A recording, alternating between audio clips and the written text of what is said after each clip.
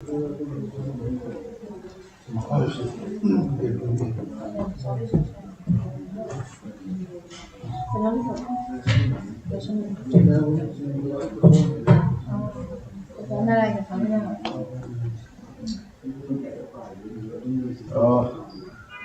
updatation series.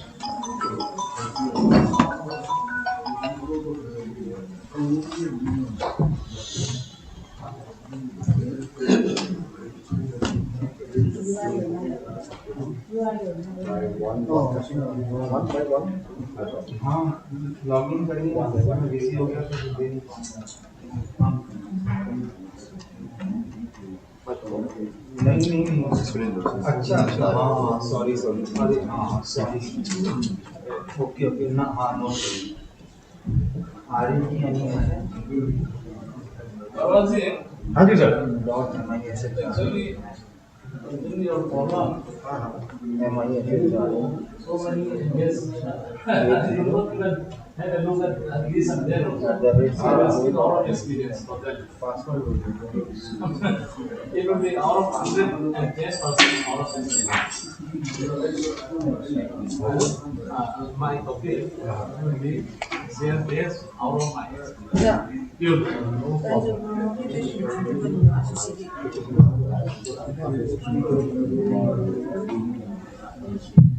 Okay, I understand the topic. Deputy Director aja notice nih kayak begini. Tentang ICC hire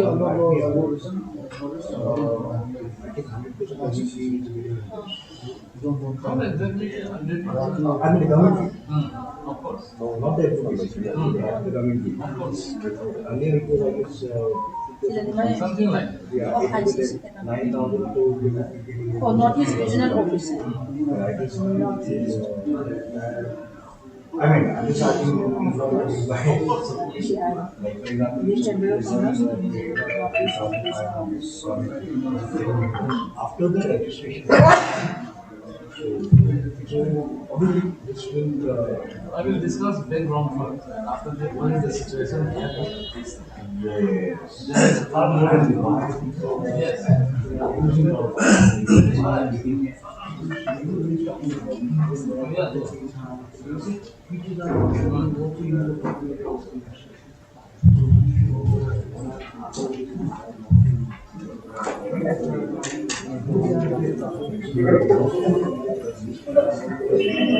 Somewhere, this connection is.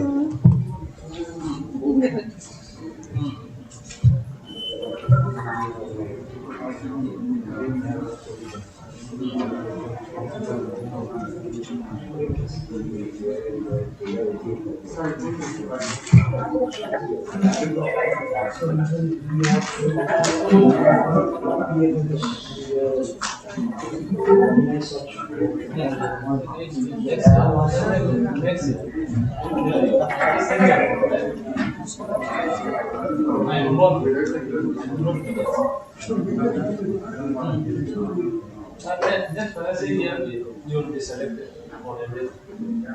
Now, I have some bad experience. Unfortunately, some other people apply, those who do not have thorough knowledge of NSA. Not people like you, who is well experienced and exposed to the schemes. conducting program is something like we are No, it is not. That is why I told you I'm facing problem. Because those kind of people jump into it. Well, it should not be there. That is why I am in the fix of. You let me know when we can apply on the portal. From May to now what you want. This is my number and email address. Sure. What's right in my personal email, and I will give you what kind of program will you want. Yeah, you should also. That is what I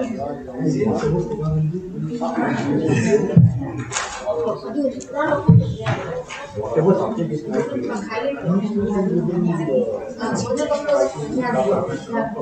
idea Then you hardly ever the basics to be there. That's why I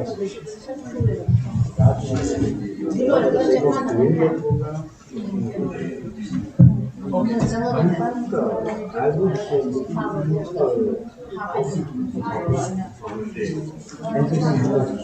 Oh, she has done a great job. I have been waiting, excited, I told her you bring your Imphal. Why is he spending so much? there are four classifications. Then that is okay. But she was saying it's very good example. I don't know, maybe she has calculated including on the travel. 4,500 government. Then there are four classifications.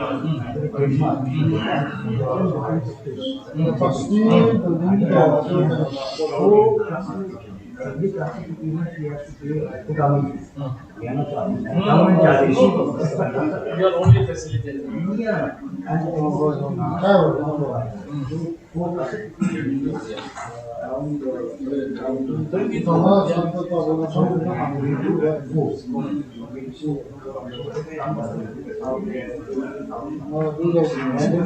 And then it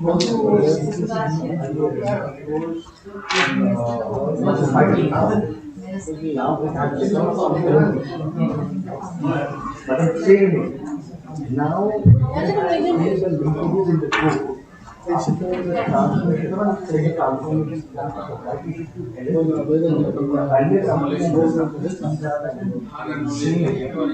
what I have to file the petition and advise you will lost. Because you and petition was very cheaper because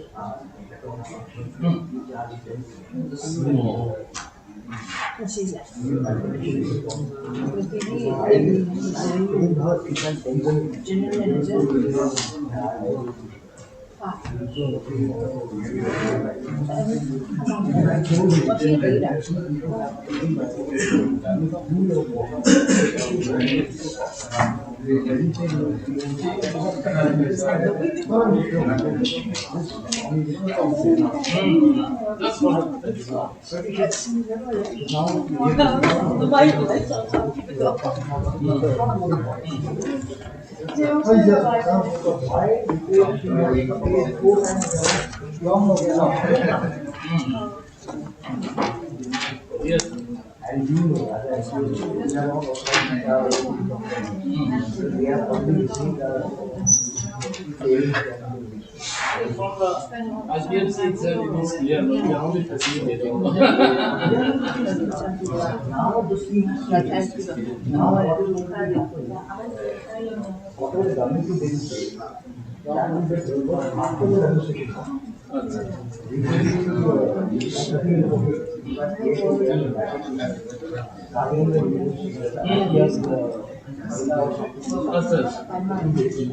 They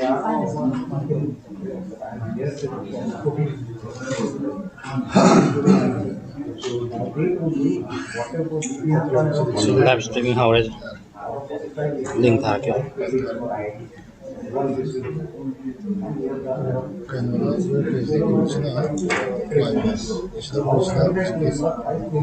시계네 유튜브도 보자 나 종이 포토 유튜브도 보자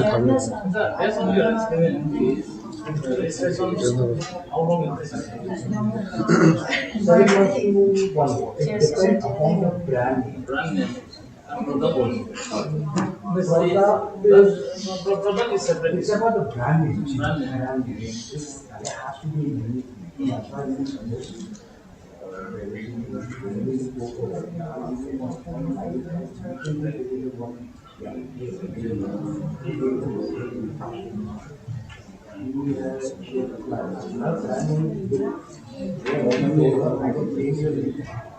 otherwise, according to the issues that you have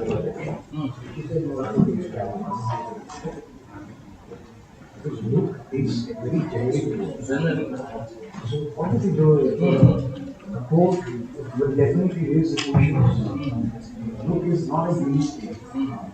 It will take time.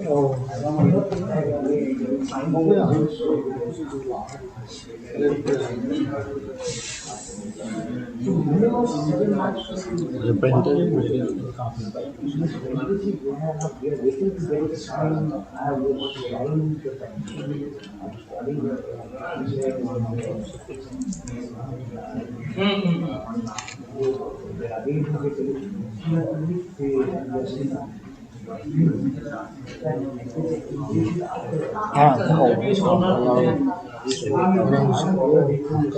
Screen sida kana tawag obvious sinaraga streaming tawbane input se microphone lawdabida top point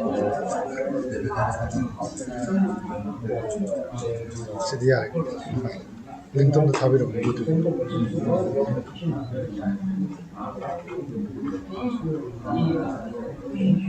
screen share top se lega na Tragana zoom ya link of the zoom Bring on the comments.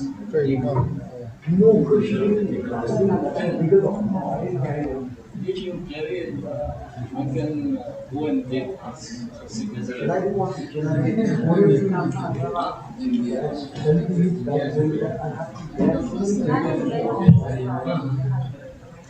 You can order to me also. I can just mark with pencil. Pencil.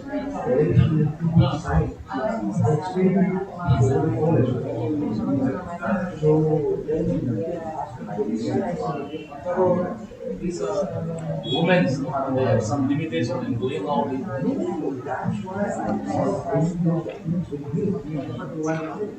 That's why I was calling her. That's why I'm asking you. Yes, if you drink by chance. No. I know our home, our house, everybody there. And I used to go there also.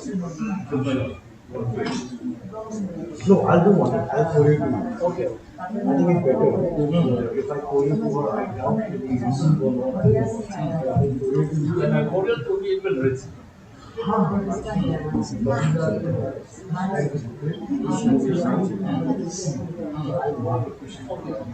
think that will be fine. Yeah, you have to help entrepreneurs.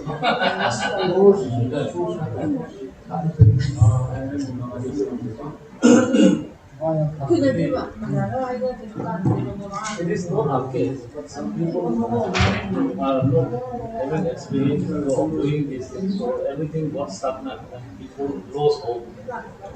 Processes are not clear.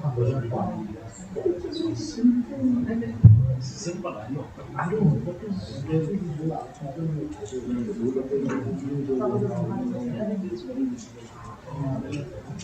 and here, remember we have done, we are not supposed to do it. We have done everything. Oh. But what we have realized is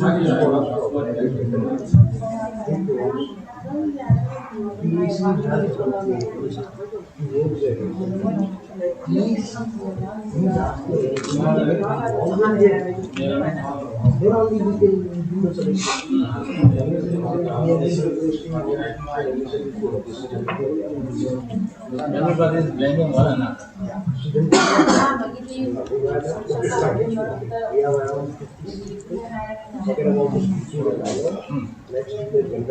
Legislation now. Everyone can. I think we have done not much because everyone will try. I was interested. I think that day we have. I mean, forcefully, I think we do that. If we really want to expand the Nobody is taking place.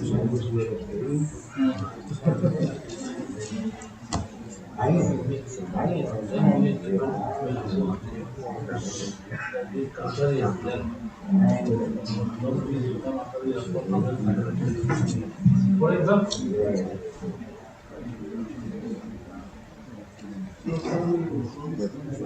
yeah. My flight is around 4:50.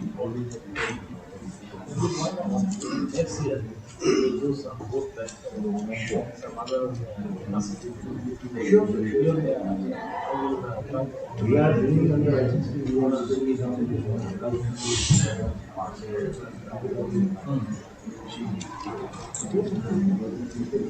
I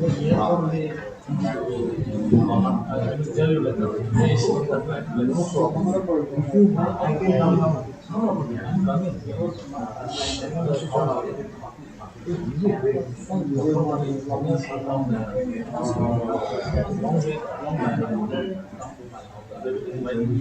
Sure, sure, I would love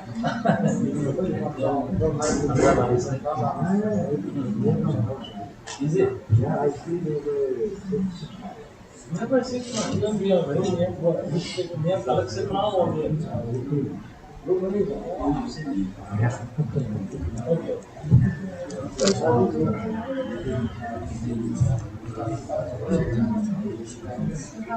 Let me connect with you.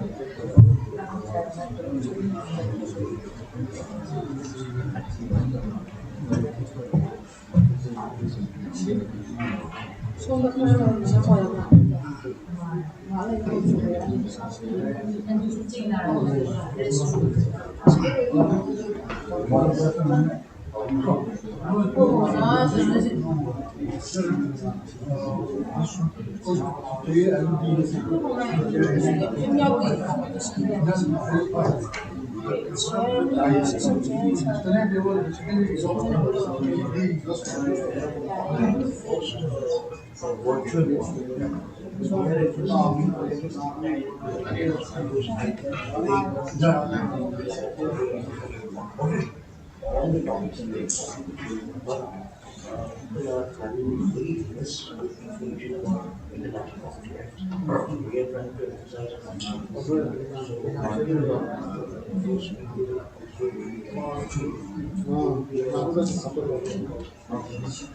I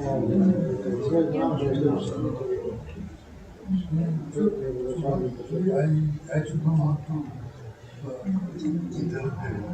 eat real so I let them eat their poison. So if you so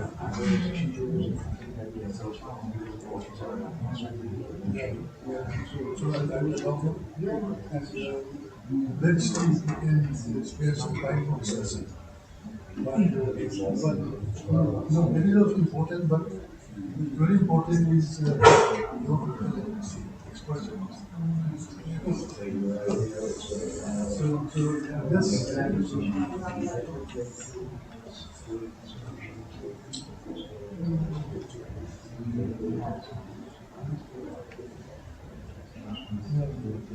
Let's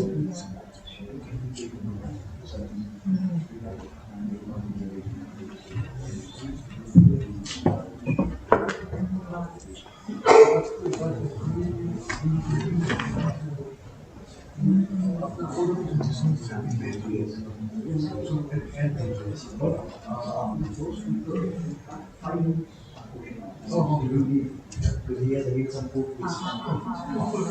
There is a lawyer, Tony. He's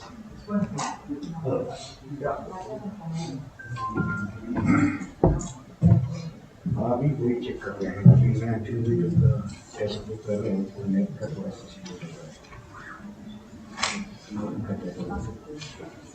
हाँ हाँ मैं बोल रहा हूँ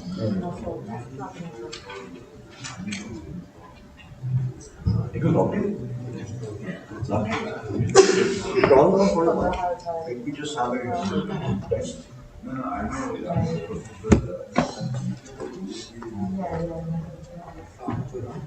Oh, because we will test now.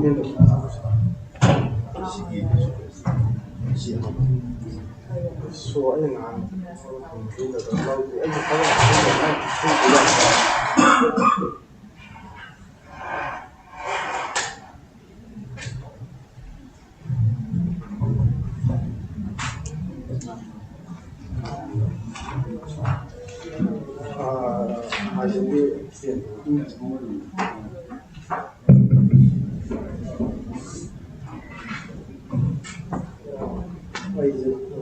I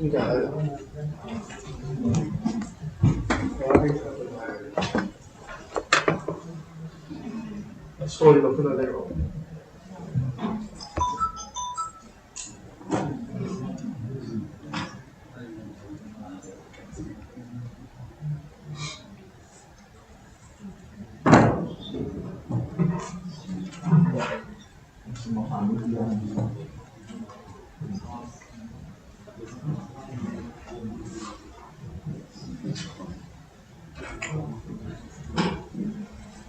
이게 오픈 줌?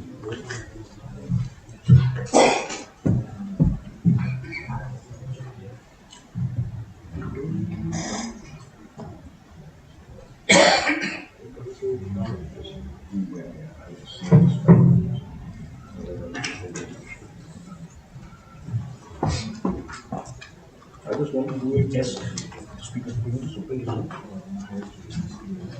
And the Zoom will come down. Again, you have to because this will be the presentation from the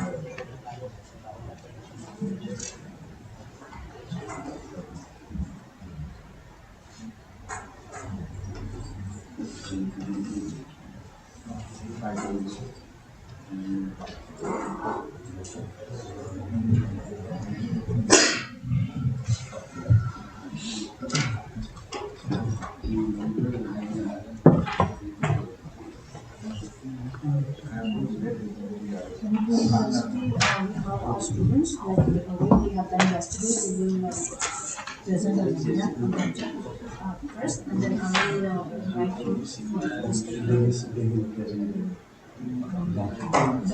after that, I will request you to announce your name and your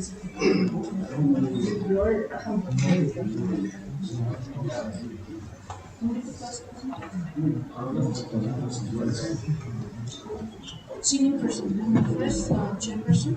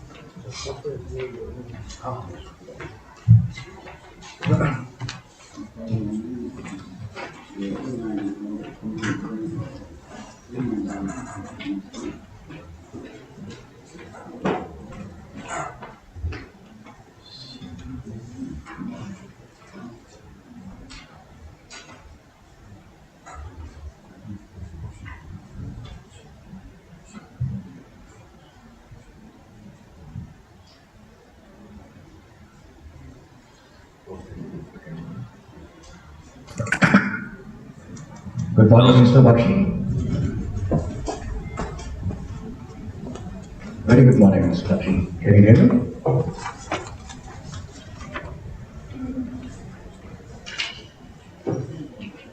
Mr. Bakshi, are you online?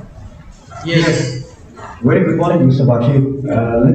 Can we do a quick, yes, yeah, we can see you properly. Yeah, do we,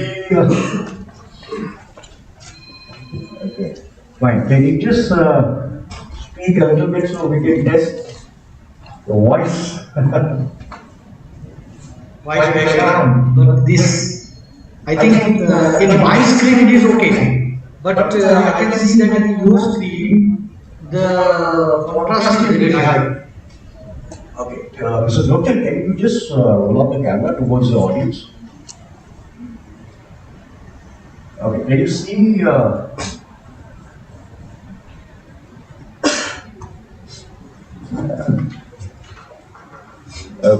Fine, your voice is clear even. We are good to start now.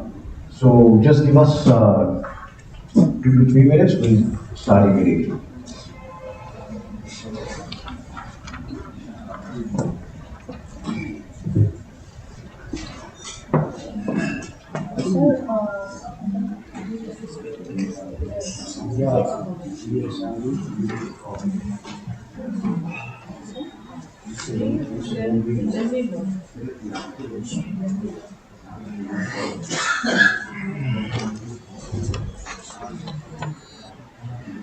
Yeah, closer. Closer.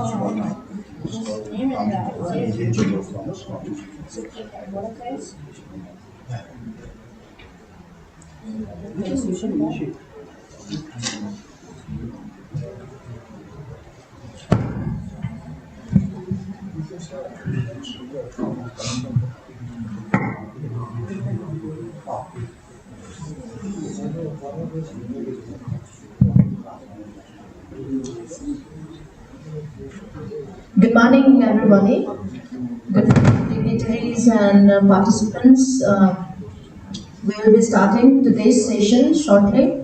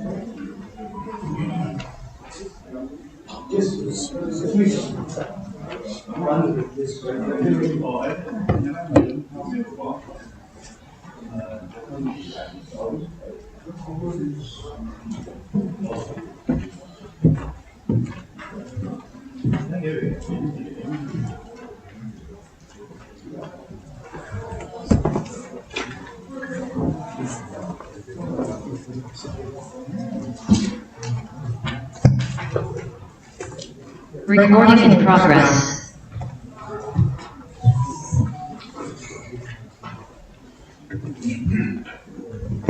Just give me a moment.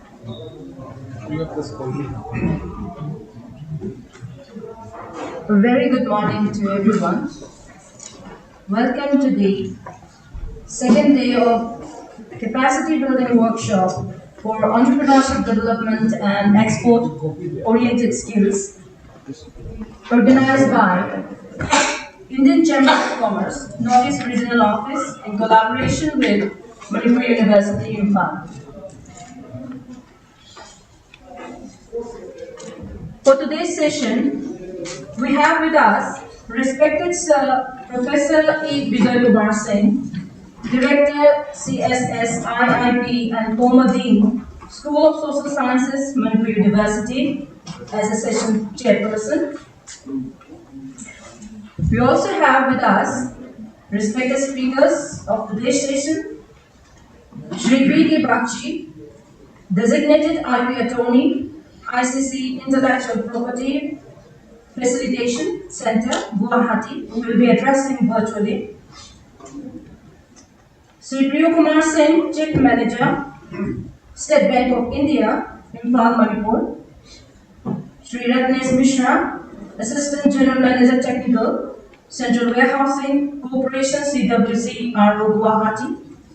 Sri T.S. Hongkolum Parthe, Joint Director, HOO, MSME, DRO, Imphal, Manipur, Ministry of MSME, Government of India. Sri Thokchung Kiran Singh, DDM Senapati, Manager, National Bank for Agriculture and Rural Development, NABARD, Imphal, Manipur. Also we have with us Sri Leon Lloyd, General Manager, Northeastern Development Finance Corporation Limited, NETP. To begin the session, I request our volunteers, our students of Department of Vocational Studies and Skill Development, to felicitate our dignitaries with lanyard and badge.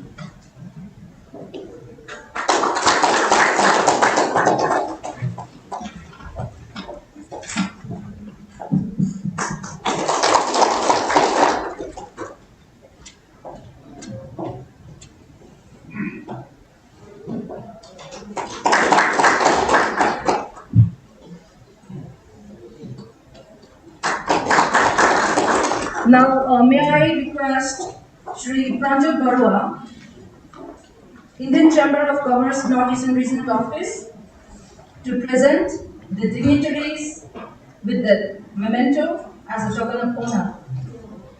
We have Shri Professor E. Bijoy Kumar Singh, Director CSSIIT and former Dean, School of Social Sciences, Manipur University, and Shri Landy Loy, General Manager, NASP.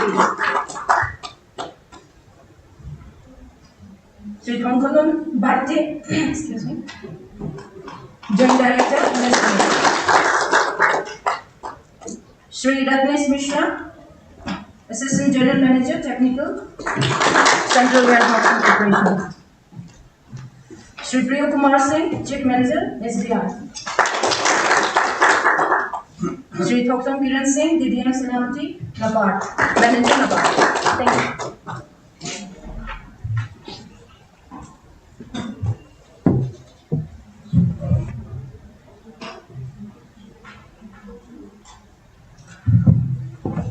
I also express my heartfelt gratitude to Sri P.K. Bakshi, Designated IP Attorney, ICC Intellectual Property Felicitation Center, Guwahati, for your kind presence here, and we virtually felicitate you, sir. Thank you so much for your virtual address. Thank you very much. So we can hand over to last session chairperson. So you can. So I request our session chairperson, respected sir, Professor E. Bijoy Kumar Singh, to kindly handle the session. So please, sir, ask me how to do the session.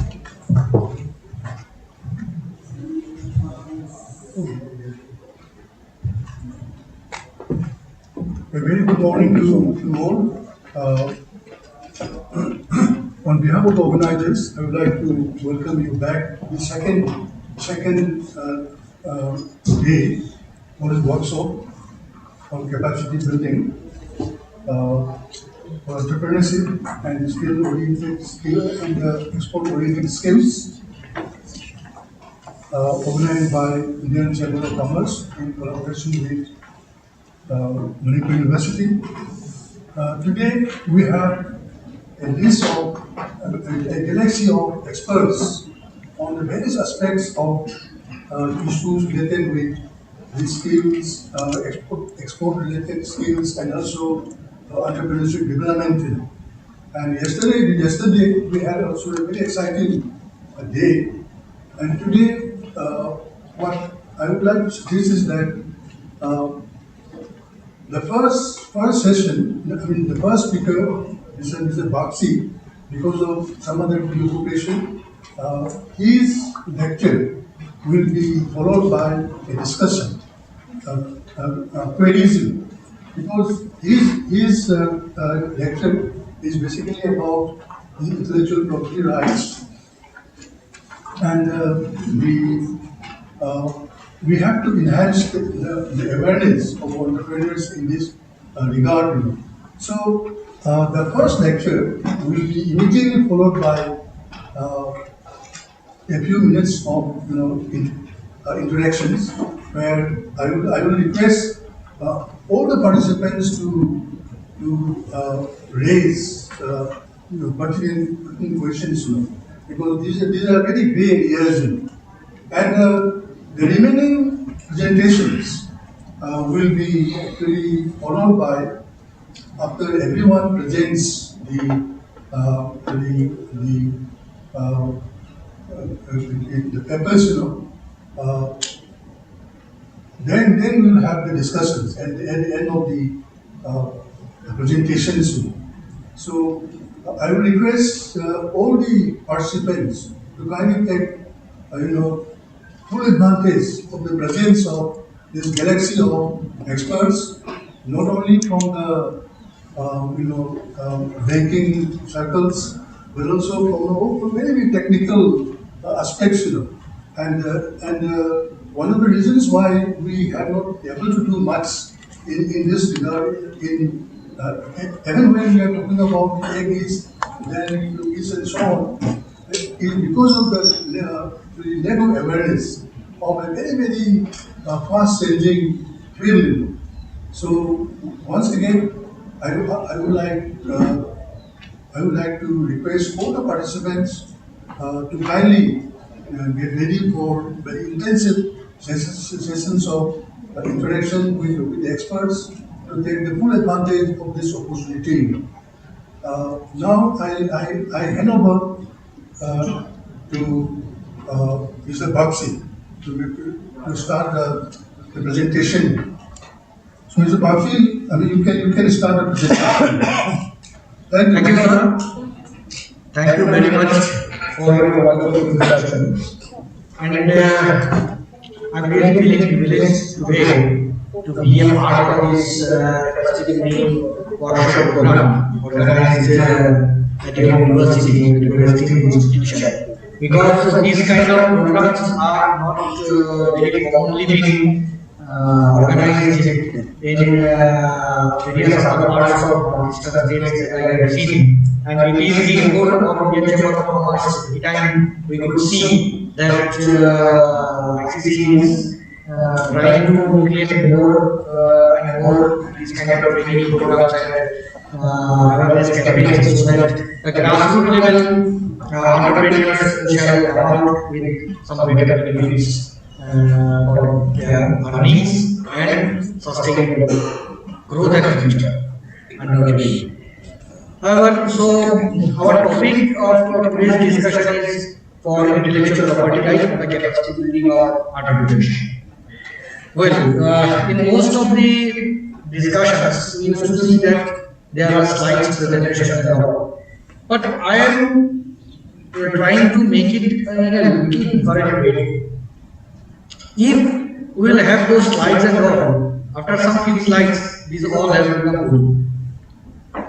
And normal consequences every time. Even when I used to participate in any these kind of programs, I feel that after some 2-3 slides, the things are more boring for me itself. Because simply looking into these slides, ultimately will not sometime, in most of the time, serve my purpose of my queries and my ask of knowledge. So what I always feel that our discussion for today should be more of an interactive part, so that I can give better solutions and can give you a better understanding of your queries related to intellectual property. So before moving into that interactive part, I would like to give a gist idea about the intellectual property rights. The idea of intellectual property right reached way back around 300-400 years. In the year of 2000, in the year of 1500-1600 time, when the European Industrial Revolution was beginning, that time the inventors mostly felt that the new inventions which were being coming up in industrial sector mostly were being counterfeited by various unfair trade practices and producing inferior quality of products by using that invented technology or any other means and selling it at a very low and cheaper price, resulting that the scientist, that the person who puts his life to invent that technology or that product has become in no use, resulting in the idea for intellectual property has come in use. If we split these three words, intellectual property rights, I would like to come in a single word in each. Intellectual, obviously human intelligence. Property. Now, what is called property, which may be collaborated with the word intellectual? As like probably in normal common sense, we all understand about the meaning of property. Any kind of even my mobile phone is my property, my land is my property, my building is my property, my furniture is my property. But what is intellectual property? These are all such properties, mostly the property which is less property, that is a natural property. We did not put any such mind or intellectual to create that piece of property. But any such thing which has been created by the use of human intelligence are human intelligent property. And from that, the concept of intellectual property is. Now, say as I told about the mobile phone. The mobile phone, one mobile phone has got various technologies. Now, if you consider this one single product, there are various kind of intellectual properties inside, which I will come in later course of this session. That the concept of intellectual property came in the mind of the industrialists, inventors during that era only. From Europe, it has been originated. And in due course, when the people understood that it must have legal rights, so that these kind of violations or unfair trade practices should not be happening in the market, and when it is happening, the rights can be enforced, and we can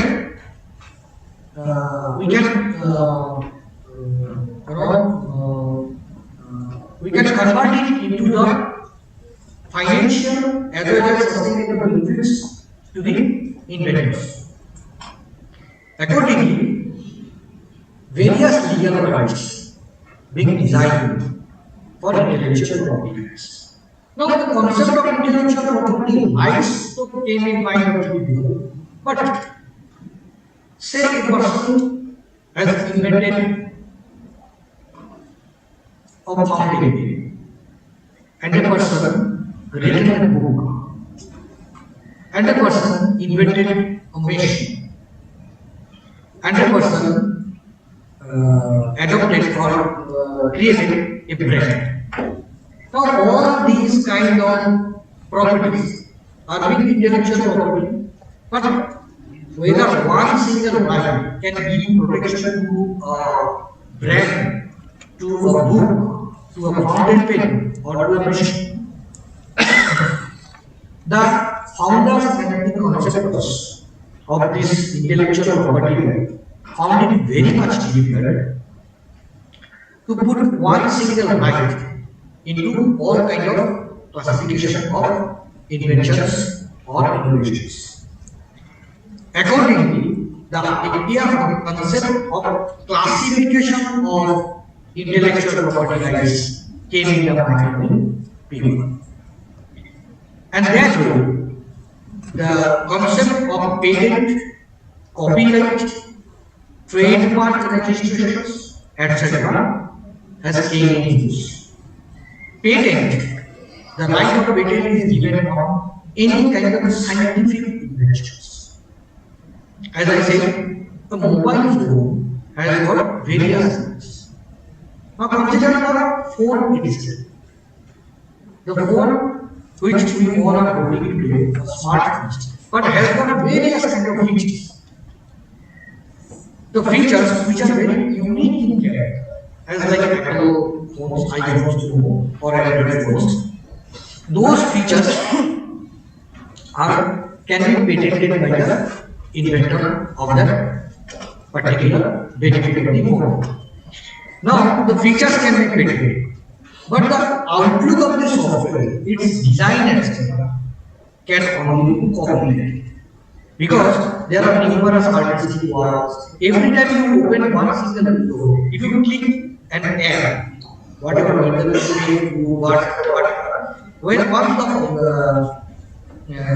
once you click the app, there is a specific interface in the screen. That particular design can be copied.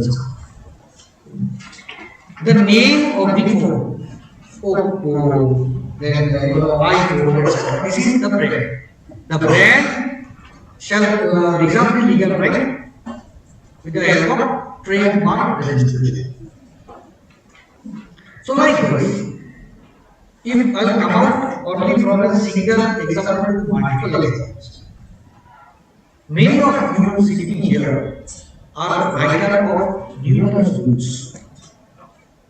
Just look into that whether you have registered your book with the registration of patent. Because in most of your books, it is being written copyright so and so date. That is the constitutional right being provided. But you are not actually the copyright holder of that. In that case, the entire benefit of that copyright being encashed by your publisher, and you may be awarded with a one-time benefit. This is because of these kind of things. The inventors, the ideologists, and the entrepreneurs, industrialists, thought of giving registration on copyright or other intellectual property rights. As like a patent is given on scientific inventions. Now, how? When you are inventing something, any kind of scientific machinery, scientific ideas, or any other thing where science and technology is involved, you can file your registration of patent. So this way, the classification of intellectual property has been provided. Starting from patent registration, then we talked about copyright registration, then comes trademark registration, and some special kind of registering systems has been introduced in the early sector. One of them is geographical indication registration. Most of you might have heard about the GI registration. The state of Manipur has already secured some GI registration like Hatechi, Tamenglong, Orange, and some handling products. These registrations, securing registration might be in the media or in newspapers you might have read sometime. That these GI registrations, the state has approved these GI registrations, GI tags. Then Manipuri black rice also has been GI registered. And this kind of registration, what is GI registration? The GI registration is given on such products which has got such a unique characteristics which specifically represents or symbolizes a specific geographical location. So this Tamenglong orange must have such unique quality which can only be found in the soil of state of Manipur. Because of that, this GI tag has been awarded to that particular orange. It guarantees when that particular orange is being tagged with the GI, it guarantees the originality of the product, the quality of the product, resulting the price can be in a premium level. Because of that,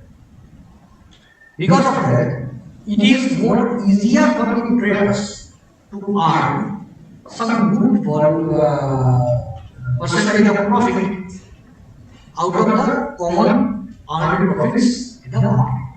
Commonly earned profits in the market. And if the government will take necessary steps, then that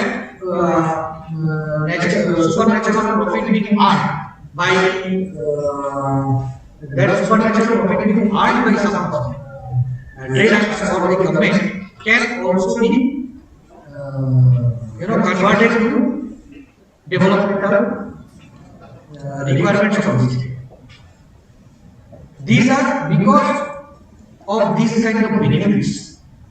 To convert this kind of benefits to the vendors, the entrepreneurs, the idea of intellectual property rights has been generated. So we discussed about the patent registration, idea of patent, idea of copyright, idea of trademark registration as well as brand. I have seen in the screen that some packaging photos are being given to you. Can I see one more please? Can you please capture those photos so that I can just give a better idea? Yes, these photos are having a specific level. Right, these photos are having a specific level. And into the level, the specific brand name is being given. Now, when you go to market to purchase a bottle of water, you must have asked for this particular name. What is the name? Likla. Okay. So now, say for example, if you are asking for this bottle and the trader will give you, the shopkeeper will give you some other product, you must have rejected that. That is the benefit of intellectual property. This brand is the intellectual property of the owner who has created a specific identity of this product, resulting it could create a good reputation and a faithful relationship between the consumer and the manufacturer. This is all about intellectual property. Now, I am giving an example. The spelling of Likla is L-I-K-L. Now, if someone, in some kind of unfair trader came into the market with the spelling L-I-K-K-L, it would not make much difference.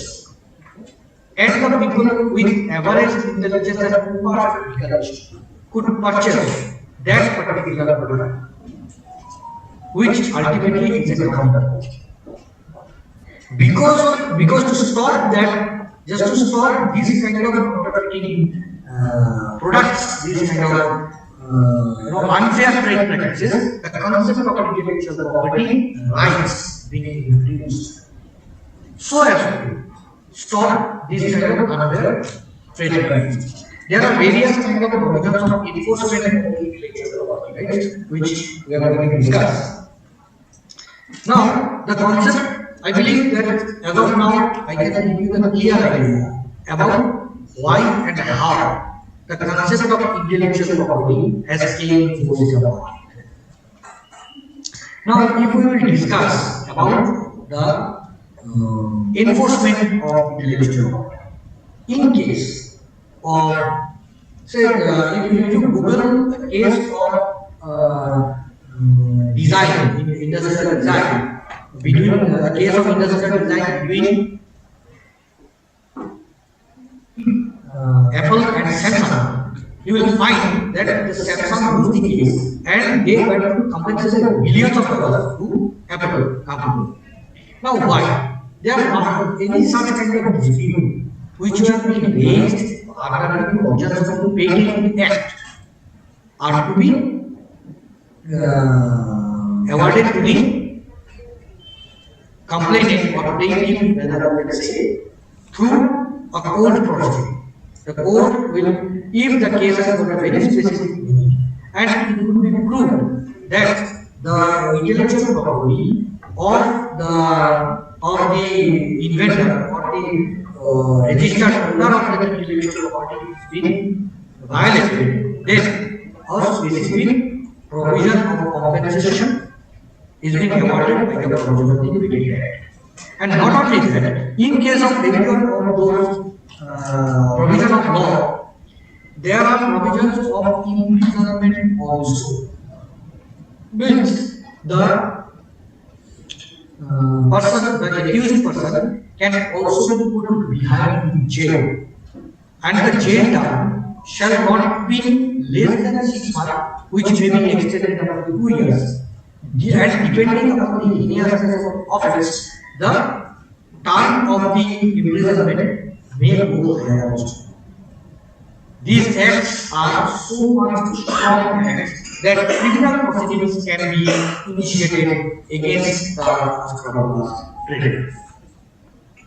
Likewise, the enforcement facilities, the enforcement benefits, has also been given in various other acts: Trademark Act, Copyright Act, Patent Act, Industrial Design Act, and Geographical Indication Registration. Now, we will discuss about the economic benefit of intellectual property. So, see, as well, the orange of Manipur has secured GI tag. Now, if the government will take a little more initiative and move one step ahead to sell these oranges in the outstate market, along with the international market, where these GI tags can be well publicized, that for what unique character this particular product has secured GI, then automatically it could catch extra attraction from the customers, resulting in a good volume of profit can be earned. The price will automatically go up in the international market. And the additional financial benefit which will be earned by the government can be used for the developmental requirements of the society. Likewise, it is also beneficial for every individual also.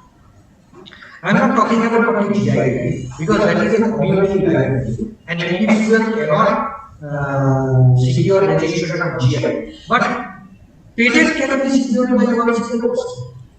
Many of you sitting here today may be scientists also, and doing various kind of maybe botanical research of physics, research of chemistry, and research of many other things. You can also patent your ideas. You can also patent your published papers, out of which once it will be commercialized, when it will move to industries, that this I have invented this technology, or I have invented this particular molecule out of various chemical positions. It can be used for pharmaceutical purposes. It can be used for various other physical requirements. The industries will must purchase your technology, and if you are having your patent, the patent shall always earn additional money because you are the whole and sole owner of that patent right. And by any way, if the industries will not maintain or follow the provisions of the Patent Act, you can always initiate judicial disputes against the Patent Act. Now, if you see like the European countries, how they are indirectly linked the industrial sector of countries like us. The pharmaceutical giants like Medina, Zydus, Red Rex, these kind of companies who are coming from outside with their patented molecules and manufacturing in India and selling at a very higher price in our country. If I take an example of trademark registration, say for example Colgate. Okay, Colgate is the brand which we everyday using. Correct. Now, if Colgate was not being trademark registered in India, this could be manufactured by any other person, maybe with very inferior quality, and would try to encash the long-term goodwill being created by the brand Colgate. Now, Colgate is not an Indian company. They came from outside.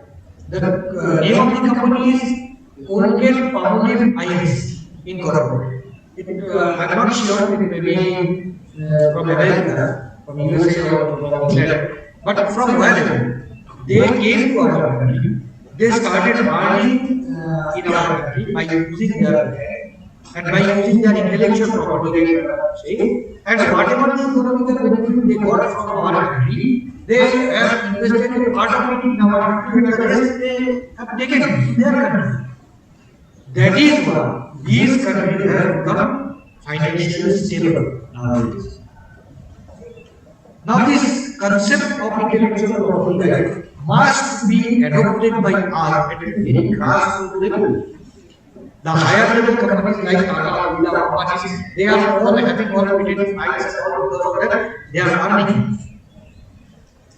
They have become rich. But what about the grassroots? The motive of this program to be organized by this is to develop the grassroots level technology, not the higher level multinational corporations or the corporates in our country. The grassroots level people who are sitting in the far-flung areas of the northeastern states, if they could get the benefit of intellectual property, then those rights can be transformed into economical benefit for them in the near future. Where there could be a handholding mechanism in the government sectors, there could be a handholding mechanism with the organization like ICC, who can be a bridge between the purchaser and the seller.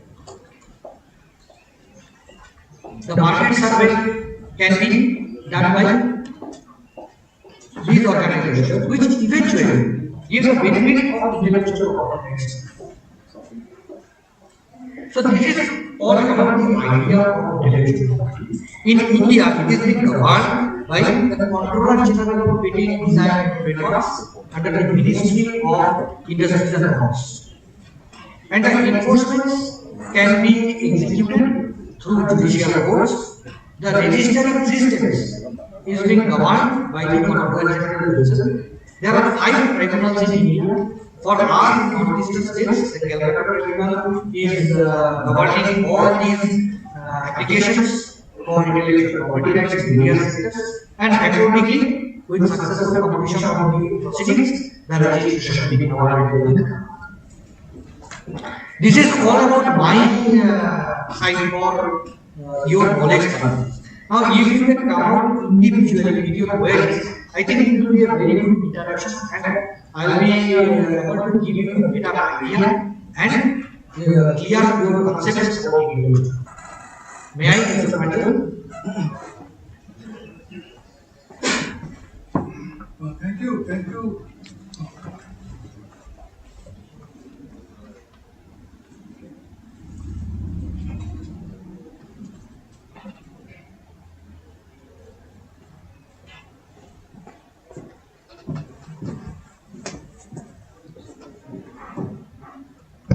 Thank you so much, Professor Bakshi. Yes, if any questions from our audience, so kindly you can raise. Yes, I think you have some queries. Just a moment. I'll just give you the mic, hand over to you. Just a moment.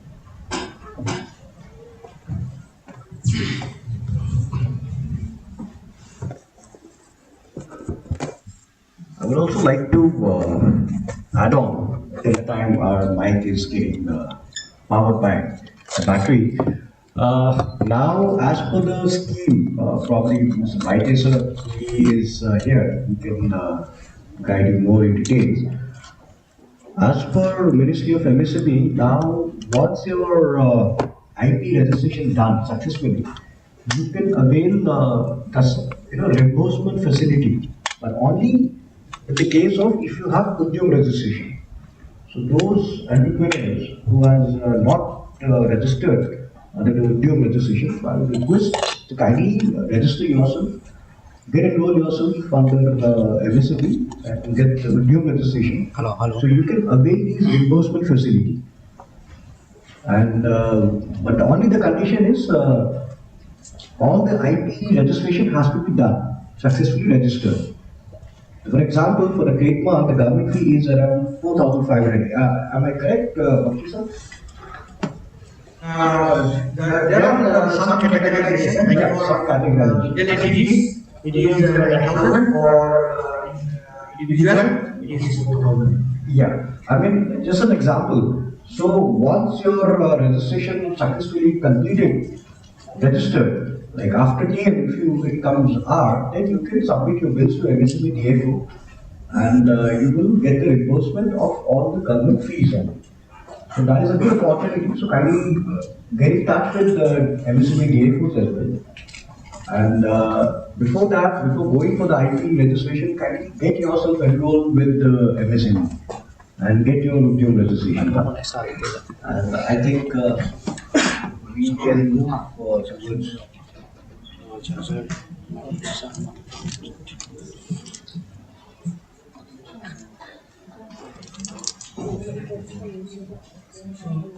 Since he's not working, Can I request you to come over here? you should go there. Yeah, it's okay. You can use the mic. Yeah, you can come over here. Just introduce yourself. Good morning. Good morning, sir. I am Imphal from Vita Service. Actually, if I want to register a trademark on my brand name, Vita, so what are the procedure or what are the requirements before register? So I just want to have a okay, so You want to register your company, I want to register my brand name. brand name. Okay. See, now there is a specific workflow for your brand name registration, which is called as the trademark registration. At the beginning, you have to, as Mr. already mentioned, that at the beginning you have to file an application for registration through IPV. Okay. The application for registration, if the brand is already in use, then you need to give the proof of your service, like the transport certificate by CA to be given. Then if you are selling your product from dealer distributors, then that dealer distributor list need to be given. As if you are raising any invoices to your dealer distributors, this is to be given. But if you are you have exploited the market just newly and what you do now, then this kind of documents are not being used. You can apply as a proposed to be used, simply as a proposed to be used. In that case, your ID proof and address proof is sufficient to apply for registration. And there are some other legal formalities that as you are engaging the IDFC through a designated company. So there will be a format of power of attorney which will be provided by us and you need to sign ID before the trademark registration. After once you sign, immediately you will be given a certificate of acknowledgement which we call as TM certificate. Most of you must have seen some of the products, the right hand product, an expression TM being written over there. This TM means trademark applied for. Once this trademark applied for you have got, you can immediately launch your product. Once it will start operation in the market, then there will be an waiting period of around 7 to 8 months. After that, your application shall be examined. And there are various provisions under the Trademark Act that if the trademark registry wants to raise any kind of objection relating to the similarity or deceptive similarity of earlier registered trademarks that should be raised, and the sure data has been given to us that why we should be awarded the registration. And against that, we have to file a suitable plan along with evidences of existence during last 7 months of time period. And if we will be able to provide that, then we will be asked to appear at a show hearing. This show hearing will be conducted by the trademark registry, and accordingly we will the trademark registry will hear us, and if the application is failing, you will be awarded the letter of acceptance. The acceptance order has been published to trademark journal. Then there will be a 4-month waiting period of public opposition. Then, if anybody will oppose the application, you have to contest the case. And if there will not be any opposition, finally will be awarded the registration. This entire process will be there. You will find it in an official website, the workflow of the trademark system, trademark registration system. The name of the website is ipindia.gov.in. IP, Intellectual Property India.gov, government.in. IIP. Thank you. This is Any more questions, please? Yeah. We have another.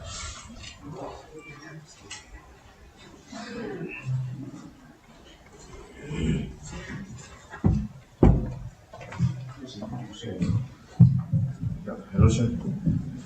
Am I audible? So this is Jay from an organization working on food processing. So my question is, like, can we patent a processing technology? As in, you want to create it? Yeah, patent for a processing technology, not a product. Processing what? A processing technology with of a food product that would kind of enhance the shelf life of a food product. Okay, processing technology. Yes. Alright. So the processing technology is being invented by you. Yes. Correct. So in that case, the technology can be patented. Yes. That can be patented. For the patent, first you need to give us a small gist with 2-3 lines of paragraph that what is the technology we have to patent.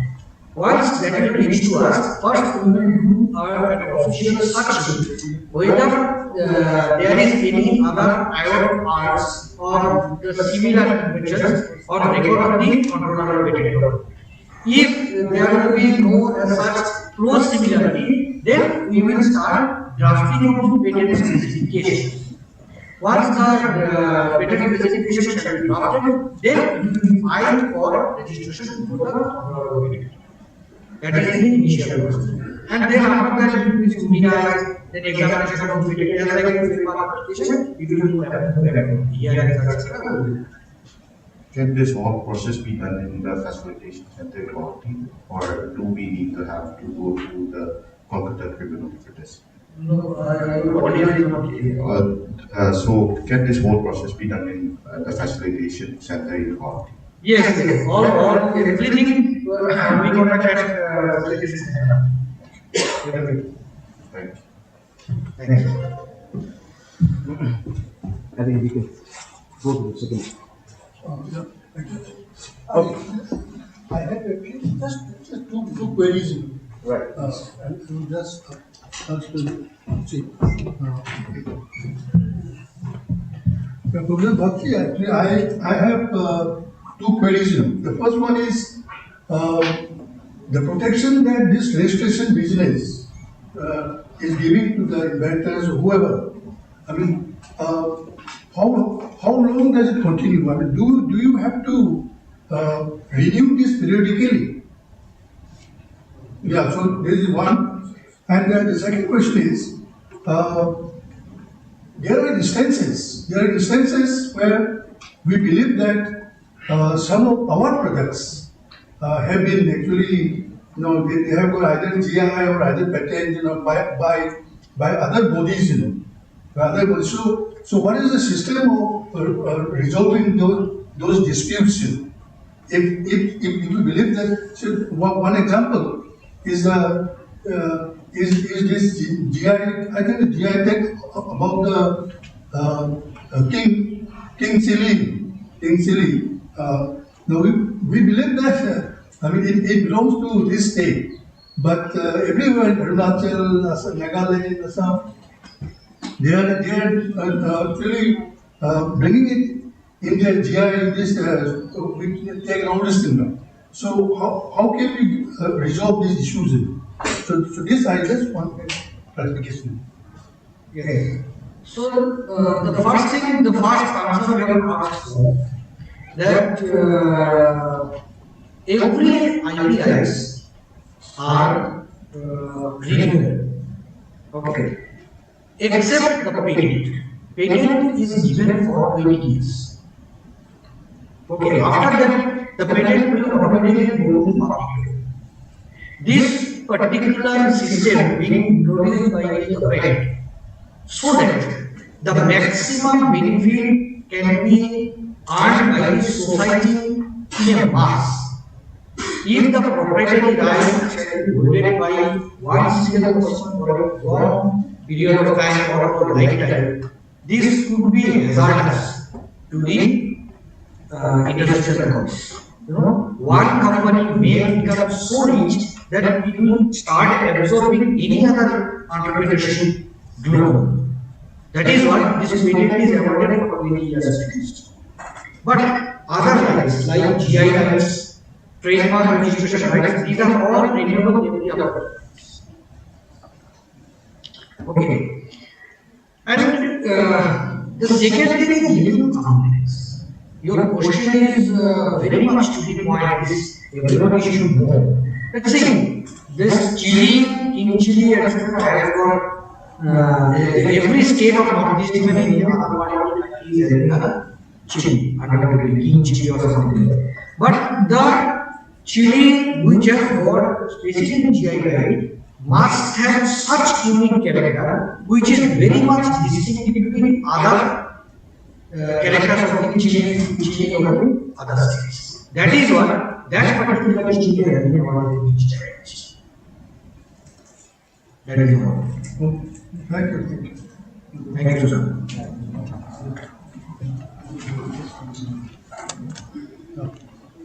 Thank you, Mr. Bakshi, for the excellent presentation. Thank you, sir. We will continue to the next presentation by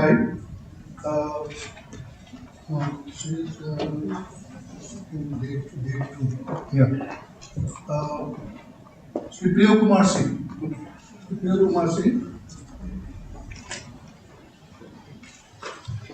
So please come.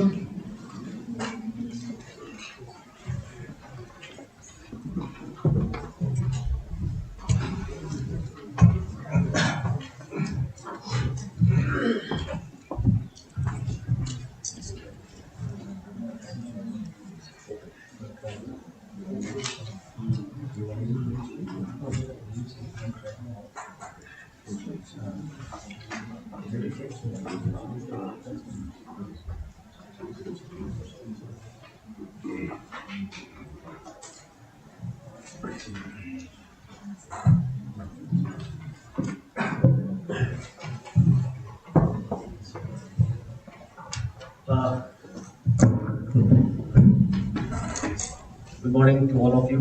Good morning. Good morning to our respected chairperson, Mr. Kumar. Good morning to all our respected speakers and all our participants. And thank you that Bakshi also has given a lot of insight about this IPRs thing. So this will be taken with us for the future things. Actually, my topic is on financing on MSME, the way forward. So financing on MSME is a very vast concept. It's a very vast thing.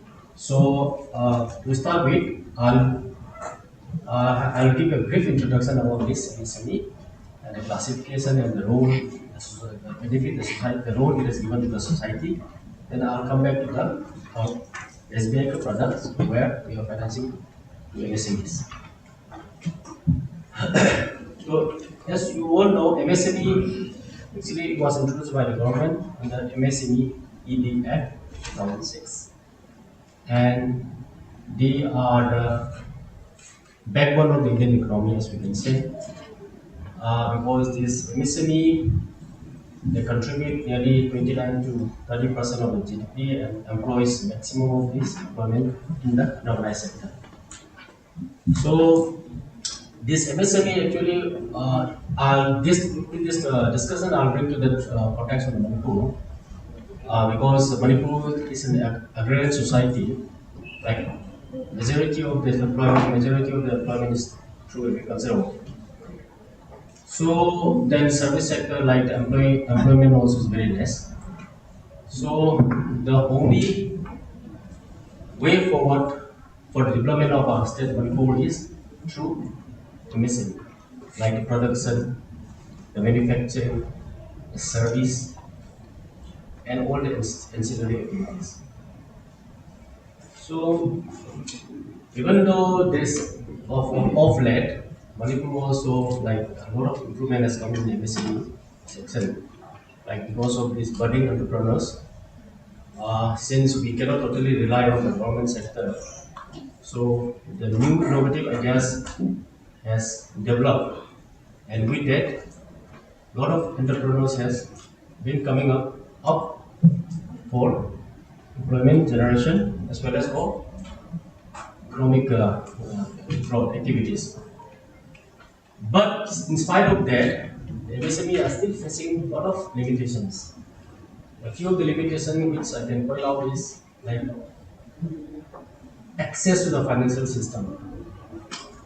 Actually, MSME, they are not in the position to access to the financial system because they are mostly relying on this informal sector like money lenders, friends, families, relatives, and from the own source of fund also to start a business. So this is one of the limitations faced by them. And whenever they go to the branch or bank, to any of the financial institution, they are not in the position to provide all the required documents and everything.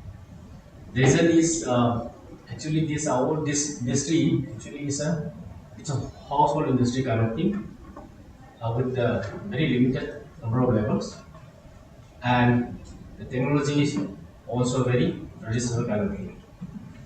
Whereas if you go to the bank or any other financial institution, there are certain documents required, like statutory approval is required, the financial knowledge, financial discipline of the unit is required, the technology, the managerial skills, and so many parameters are there which we have to, like as a banker, which we have to take into consideration while giving a loan.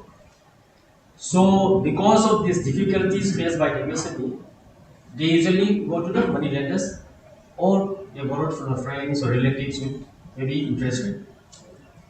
So that is one of the difficulties faced by the MSME.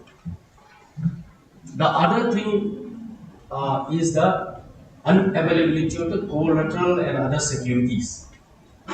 Since these units are involving in a very small scales, they are not in the position to provide any collateral or any other third-party guarantee, which is required by the bank for financing. So that is also one of the factors which they have been left out from the financial system. And third major point is that managerial capacity, you can say. Some of the managerial capacity has like all the other statutory requirements. The financial discipline, the cash flow statements, the financial papers, so many things are there, which they usually don't have. Even though in the knowledge they have, but they don't have any in the official or physical form. So these are the three of the main. There are so many others limiting factors also, but I'm just pointing out these three particular issues which the MSME is presently facing. So, but here we, in fact, as a banker and the financial institution, need to come to the rescue of the MSME because since they are the backbone of the Indian economy, or let's say in this particular context, I'm saying the backbone of the Manipur economy. Without the development of the MSME, our state economy will not grow. We cannot entirely rely on the government sector in the sense like for other employment. So we as a financial institution, as a banker, as an entrepreneur, we need to access all these benefits given by the bank or given by the government of India, given by the government of Manipur, or anything which is adaptable to the market. How to sell a produce. Suppose I am setting up a unit. Can you move your slides? You are not moving your slides. Moving, sir. Move the slides here. These are not moving. No, sir. I'll just come to the slide.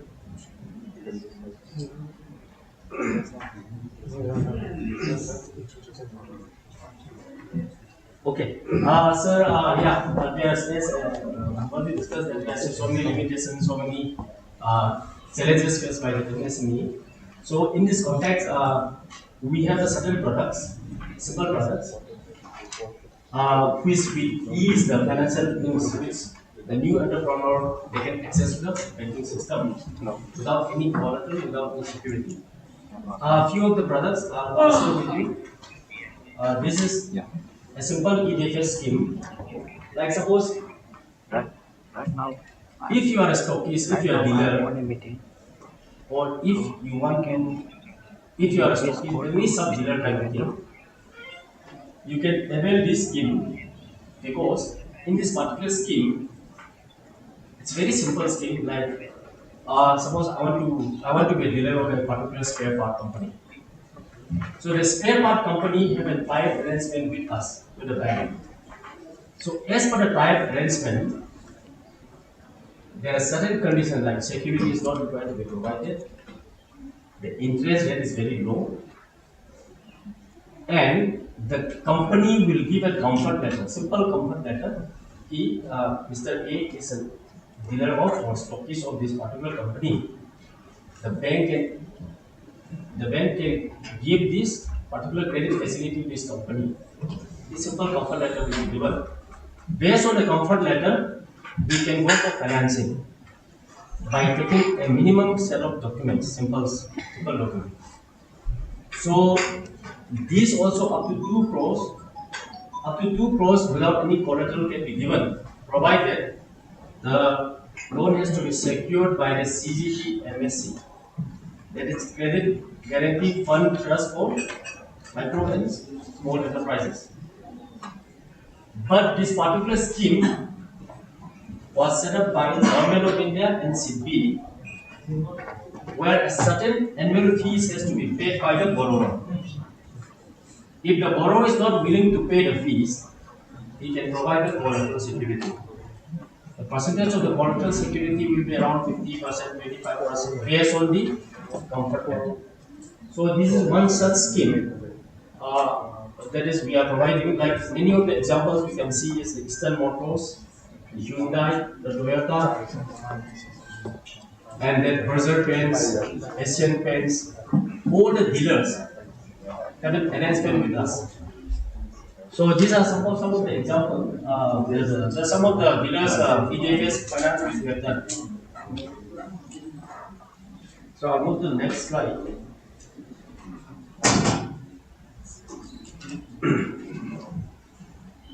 This is SBI asset-backed loan.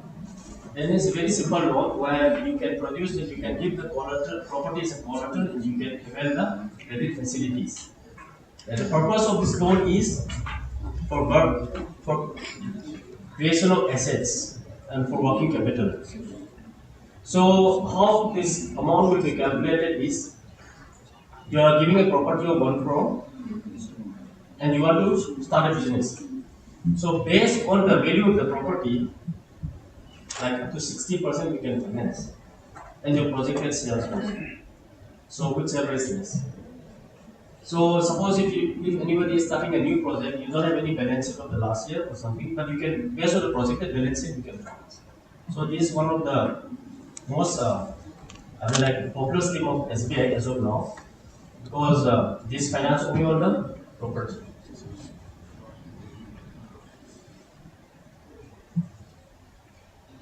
This is same also as SBI asset-backed loan, but this is for a commercial purpose. Like many malls, shopping malls are coming up in Greater Imphal area. So suppose if I have a property, if I have a commercial plot, and I want to set up a mall, for example. So this particular loan is the most suited product. This particular product is the most suited for this particular asset-backed loan for commercial purposes. So we have financed a few of the mall in Imphal also, and the unit is also working good, and the account is all standard off.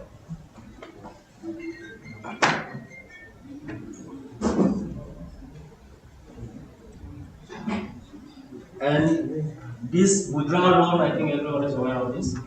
Very simplest loan, up to 10 lakhs we can give without any collateral. Everyone is aware of this withdrawal loan. The benefit of this particular loan is this is a collateral free loan up to 10 lakhs. There is no guarantee, and there is no papers required also up to 2 lakhs. Paper in the sense like income tax return, balance sheet, and everything. But for availing this particular scheme, the Udyam, as our Mr. President has already informed, that Udyam is required. Registration of Udyam in the Udyam portal is required. It's a very simple loan, up to 10 lakhs for beginners only. Like I want to set up a small unit, up to 10 lakhs is sufficient to set up a small unit. So it's a very simple loan for you. And the validity of the loan is up to 5 years, or it can be renewed every year. So I think the most popular loan as of now in Imphal, in particularly as well as Mundra, from loan up to 10 lakhs.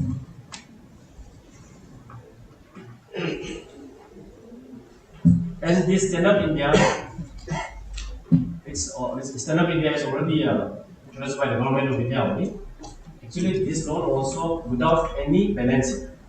Balance sheet in the sense that last year balance sheet. Suppose it's a new setup. If it is a new setup, I may not be having a balance sheet of the last 2-3 years. So it is not required. The advantage of this loan is based on the projection only we are doing.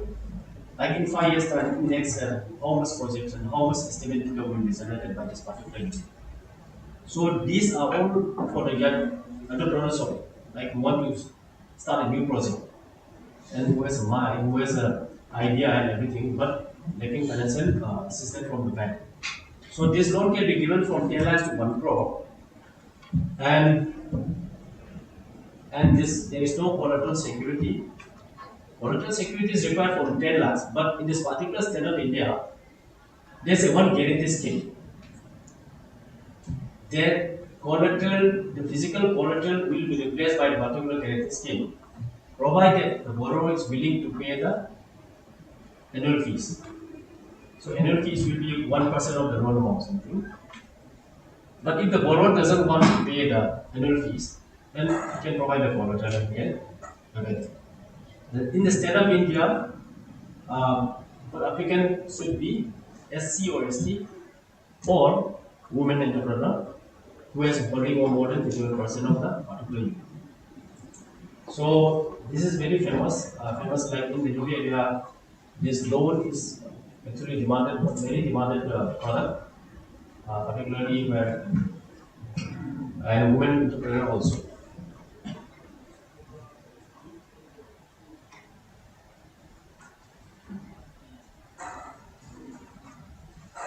And this contactless lending platform, actually this particular loan is for that existing borrower who have filed income tax return, the balance sheet, everything is available. This they have to apply online. They don't have to visit the branch premises for requesting this loan. Everything ITR, GST return, everything has to be uploaded in this particular website psbloan in 59minutes.com. So everything will be processed by the system, and the leads will be generated to a particular branch. So during the COVID time, this CLP has started, and it's been a huge success also because everything is taken through.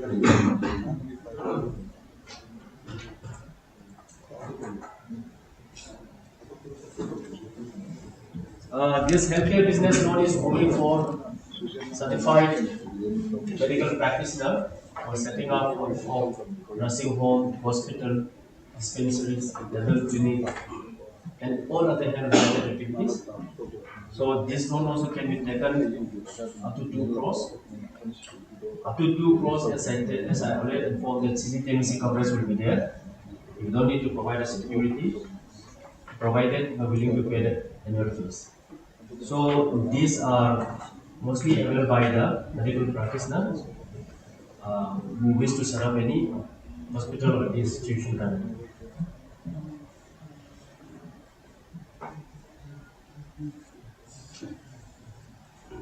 These are a few of the product which is very relevant to the context of Manipur. We have many products, but there are some products which is not particular match with this particular area. So few of the products I'm sharing with you. With this, I'll just conclude my presentation here. Thank you.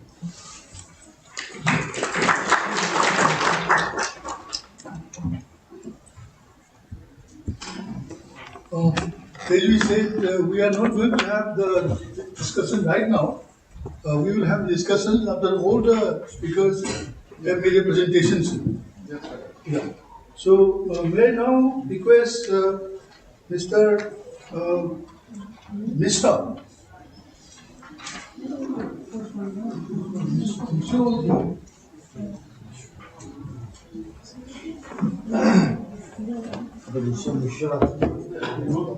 We can switch over to the next one. Yeah, now I would request Dinesh Vaiti to kindly make the presentation.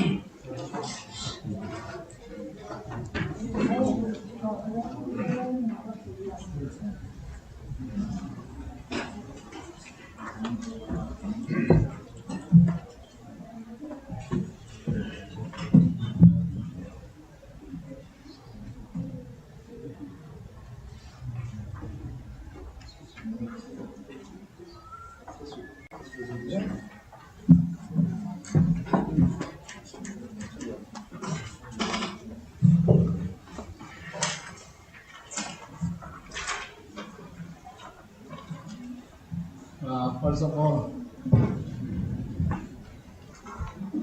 respected chairperson,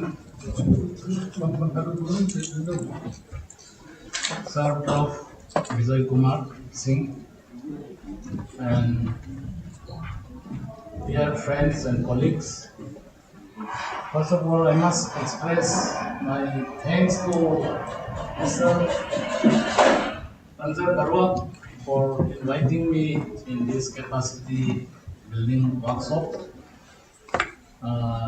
Actually, he has been requesting me to do together many MSME schemes, but unfortunately, due to manpower shortage in my organization, I am unable to respond to him. But this time, in spite of our very busy schedule, I accepted and present myself in this very important capacity building workshop. As I said, because of March ending, I am unable to show you a slide also, and I must ask for your forgiveness. I will only rely on my speeches. So coming to today's program, capacity building is very important. This workshop is held at the right time, I should say, and I hope that the right persons also attended this workshop and got something out of this workshop. We have done so many seminars and workshops, but there is no definite measurement out of this. How many seminar or workshop actually bears the fruit. And I do hope that in these 2 days capacity building workshop, something improvement, particularly in the business community, uh, will come up. This is my individual expectation. And as you know, capacity building is not only necessary for businessmen, for everybody, whether it is a farmer, whether it is an employee, one must continuously improve one's capacity. Actually, capacity building in a short sense means improvement of oneself. If you are in a business, you have to improve. In management, you need something like continuous improvement. For that only, we used to do seminars and capacity building. So, I am representing the Ministry of MSM. This is central government. At present, I am holding the post of this joint director. Our office is located near at Industrial Estate, Pagyapa, and presently managing the entire affairs of Manipur in respect of MSME sector. Everybody knows nowadays the importance of these MSMEs. As our previous speakers have also mentioned it, the role played by the MSME sectors in the economic development of the entire country. So this sector is next to agriculture in terms of economic contribution and employment generation. Why we encourage people to take up MSME as their career is to generate employment.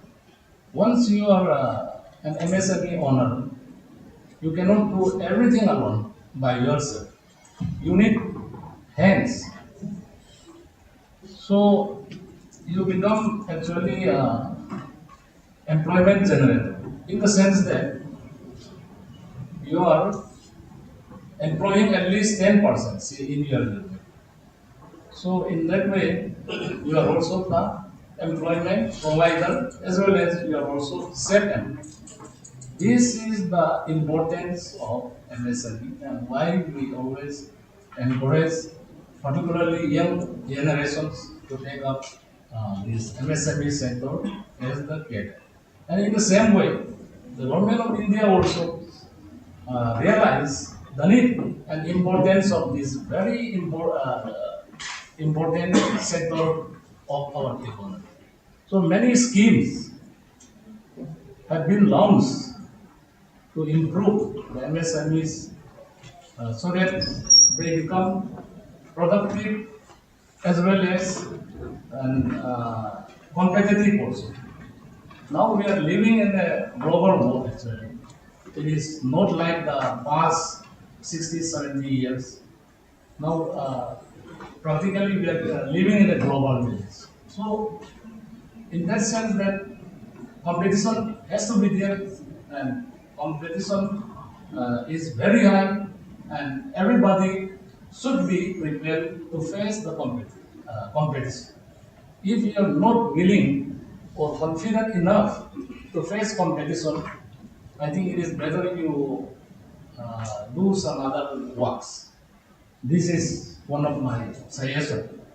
So you must be confident enough to face the steep competition, particularly in the marketing sector. This is one most important factor. Why so many MSMEs, in spite of so many support schemes, in spite of having so many infrastructure, they used to come down. Means they could not be success because they are not confident enough to face the competition. I come across in one magazine that in India there are so many startups and around 75% of the startups fail within the next 3-4 years. Same thing may happen in Manipur also. So we need some kind of continuous improvement. What I mean to say is, and by neglecting this continuous improvement, we are not able to face the continuously changing market situation. And ultimately we fail to catch up with others, and naturally we have to be out of the box. That is very important point for this present MSMEs and the upcoming MSMEs. Now, coming to this Udyam registration, this was launched by the ministry. Time to time it was upgraded. Earlier it was SSI registration, and from there it was upgraded to Aadhaar, and last year it was again upgraded to Udyam registration, and particularly the online mode of registration. The government is under the theme of ease of doing business. This Udyam registration was launched by the central government and upgraded in last year. So all business entities, including MSMEs, has to file this Udyam registration. It is not compulsion, but it is an optional. Although it is not a compulsion, we request everybody who wants to enter into business to go for Udyam registration. Number one is that once you do this Udyam registration, you are automatically eligible for many of the government schemes. You will be recognized in the government schemes, and you can avail the benefits of various MSME schemes like your IPR, intellectual property rights, which we are saying earlier, and in the financial sector, like our banker friend has mentioned, this mudra, whatever it be. So this Udyam registration will be an added advantage. Okay, it is not compulsory; it is optional, but will give you an value addition type of benefits to you in your business. So Udyam registration, my sincere and simple request is, let us go for this Udyam registration if you think of doing business, particularly the MSME sector. The next reason is, it is effortless. We call it hassle-free. You don't have to go to all those offices. So it is a self-declaration mode or self-authenticated mode. You can do in your home very easily, provided there is a mobile or a desktop or a laptop with an internet facility. So this being an online, and you don't have to go to other offices, you can do in a very short time, within half an hour itself. Only thing you have to keep with you is your Aadhaar card, your bank details, your mobile number. You must have an email, and about some information of your proposed projects. Some information like how many manpower, what kind of raw material. The rest is available on the online itself with a proper address. It is not very difficult. Even a class 10 standard student can also easily do it at home. It is so easy. And then after filing this, you will be getting the e-certificate that will be sent to you through your official email. You don't have to ask MSME office or the ministry or the DIC or whoever it is. It will automatically come into your email inbox after a few days. So that is the advantage of Udyam registration, and the government is always encouraging this business community to go for this Udyam registration. And our MSME sectors, as per the government policy, the investments and limits are also upgraded looking to the present market value.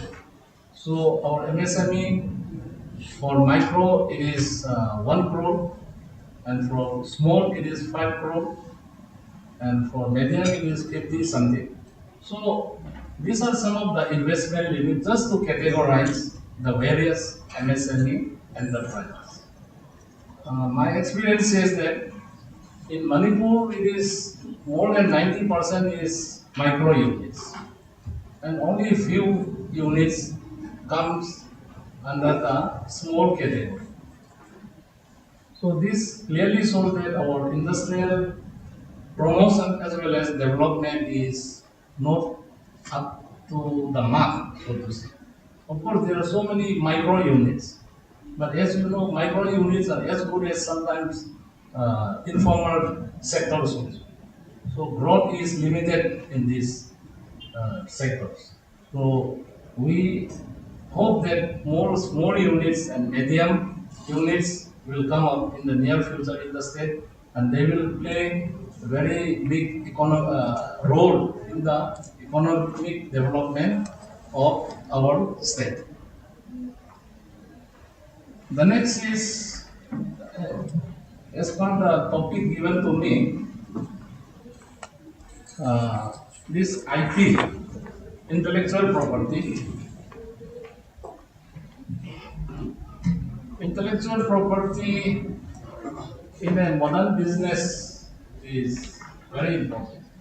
Our Ministry of MSME also focus in improving as well as adoption of these intellectual property in the MSME sectors. The ministry also understand the importance of IP in the export, because the present ministry of MSME encourage export business to boost export. The present percentage is near about 40% of industrial sectors outputs from the MSME sector is exporting to other countries. So the Ministry of MSME would like to increase these percentage so that more and more MSME sectors come into export business. IP, as our previous resource person has mentioned, it is simply the product of this creation of mind. It is very important,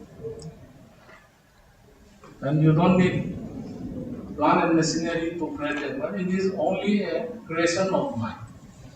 For example, during the 1950s or 60s, big industry is identified by big land, big houses, big plant and machineries with very large number of employees. Now, with the passage of time, this is shrinking. So, you can do business without any physical asset or of your creation of mind. That is the advantage of IP, intellectual property in businesses. So, what I mean to say is more and more business are going towards intangible assets than tangible assets. This is very important. For example, if you create proper brand, very popular brand, you can license or sell that brand to other firms and companies and earn a revenue out of that. You can do business without having a building, without having plan and business. For example, in patent, for example, in your this trademark, copyrights, all these are intellectual assets. And as far as our role means Ministry of MSME's role is concerned, uh, we have established IPF center all over India to facilitate and promote intellectual properties in MSMEs. We have IPFC offices all over India, in Guwahati, in Manipur also, in Meghalaya also, forget about the mainland India. In all northeast states, we have set up IPF center. The main objective is to increase the use of these intellectual IP tools, so to say, tools in our businesses, to improve our businesses, to become more competitive, to earn more, and to be able to export. These are the policies and programs of the central government to boost this IP sector in IPs in the MSME sector. And we are also directed to do awareness programs, conduct awareness programs wherever throughout the state. Here in Manipur also, in the current financial year, we are allotted 3-4 programs, but unfortunately due to manpower shortages and all, we are unable to organize a single program. And I feel very sorry also because I know the role of intellectual properties in modern businesses. So it is, I should say, it is a negative on our part. Every year we have been directed to organize not only awareness program but also seminars and workshops. We can do 3 days workshop also on design, on copyright, on patent, on GI. 3 days workshop also. Necessarily fun is there. Main difficulty we face is to organize in a proper way. That is one of the major failure on our part, of course. If we are able to organize these seminars and workshops, I can say straightforwardly that so many business, particularly MSME sectors, would really get benefit out of the program and boost their businesses and be able to export also. And next year, with the help and support of like-minded organizations like Manipur University, like PhD Chamber, we can organize at least 3 days workshop. And our ministry also reimburse the fee or charges you have paid to the consultants for getting the trademarks also. So we subsidize to help the MSMEs. For patent also there is 2 types of patent, domestic patent and foreign patent. All of these are reimbursable. Whatever amount you paid will be reimbursed by the government. All these intellectual property rights, maybe GI, maybe copyright, maybe trademark, even the processes also will reimburse. We have the reimbursement scheme launched by the ministry. Please note that if you are happen to get this trademark and all, please do come to our office. We'll reimburse all the charges you have paid to get this patent, trademark, copyright license. Unfortunately, in this current financial year, no applicant has come forward, maybe due to lack of awareness. I assume, and it may be correct also, maybe due to lack of awareness, nobody is coming. Because I have seen so many trademarks brands in the market. new brands coming up. But nobody is coming to our office for reimbursement. Ministry of MSME has so many reimbursement or subsidy schemes, but not a single MSME peoples are coming to our office to avail all these subsidies. Maybe due to lack of information, or maybe they think that it is not necessary. And most of the subsidy schemes are credit linkages. So no entrepreneur has come forward to claim subsidy so far.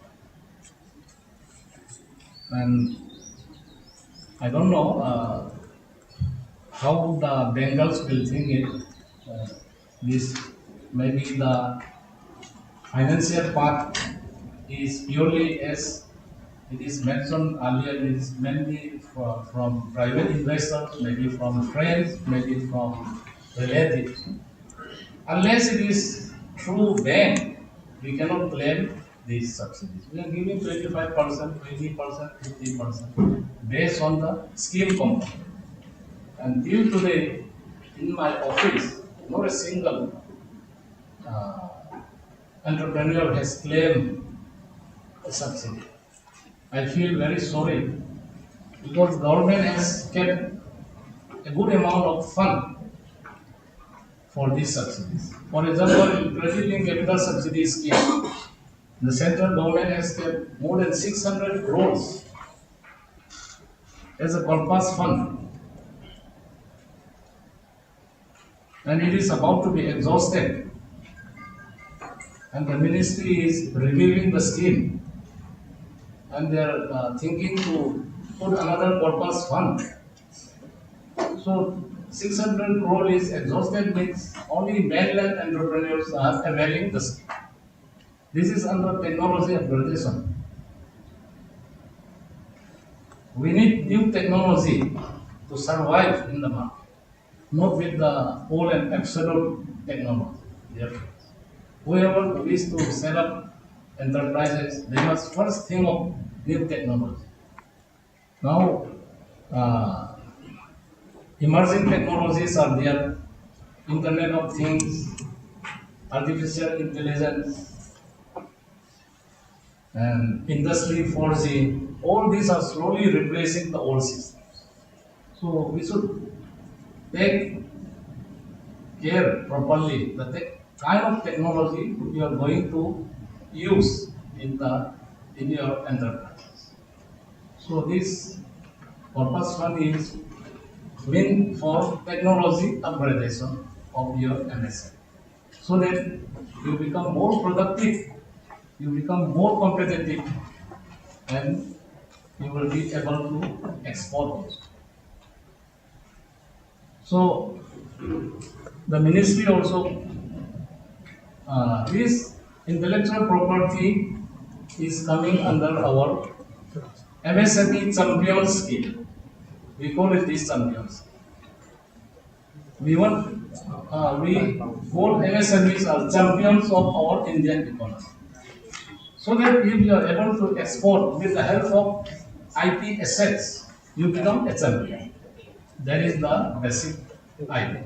So these are coming under this MSME champion scheme. Another component of the champion scheme is we call it Z, zero defect, zero effect. This is also one of the most champion scheme of the Ministry of MSME. Another is the lean technology. Lean technology, we encourage the entrepreneurs to use the Japanese technology of this plant management, 5S, Kaizen, all these things. I don't know how many MSMEs in Manipur are using this technology. We are always thinking, to my mind, in the state, most of the enterprise are not very serious about the technology advantage. This is one of our problems. We are always thinking how to survive. I think you please understand this. We are always thinking how to survive things. Today, how much I will save. something like that. And in the whole process, we completely ignore about the technology needs. So, dear friends, it is my sincere request that as much as you are paying attention to your financial health of your enterprise, you should also pay uh, proper attention the kind of technology you will be using. You can scale up your technology. As I said earlier, without scaling up your technology, you won't be able to face the competition. With these few words, I will wind up my speech here. Thank you so much for giving me the opportunity to speak. Thank you. Okay. So thank you, Mr. Vaike. We will now go straight to the presentation by Ratnesh Mishra. Kindly be presented. So there is time to let's see. Good afternoon to all of you, respected chairperson, all the guest speakers, and all the participants, member of ICC, who has given us an opportunity to present our department in such a group.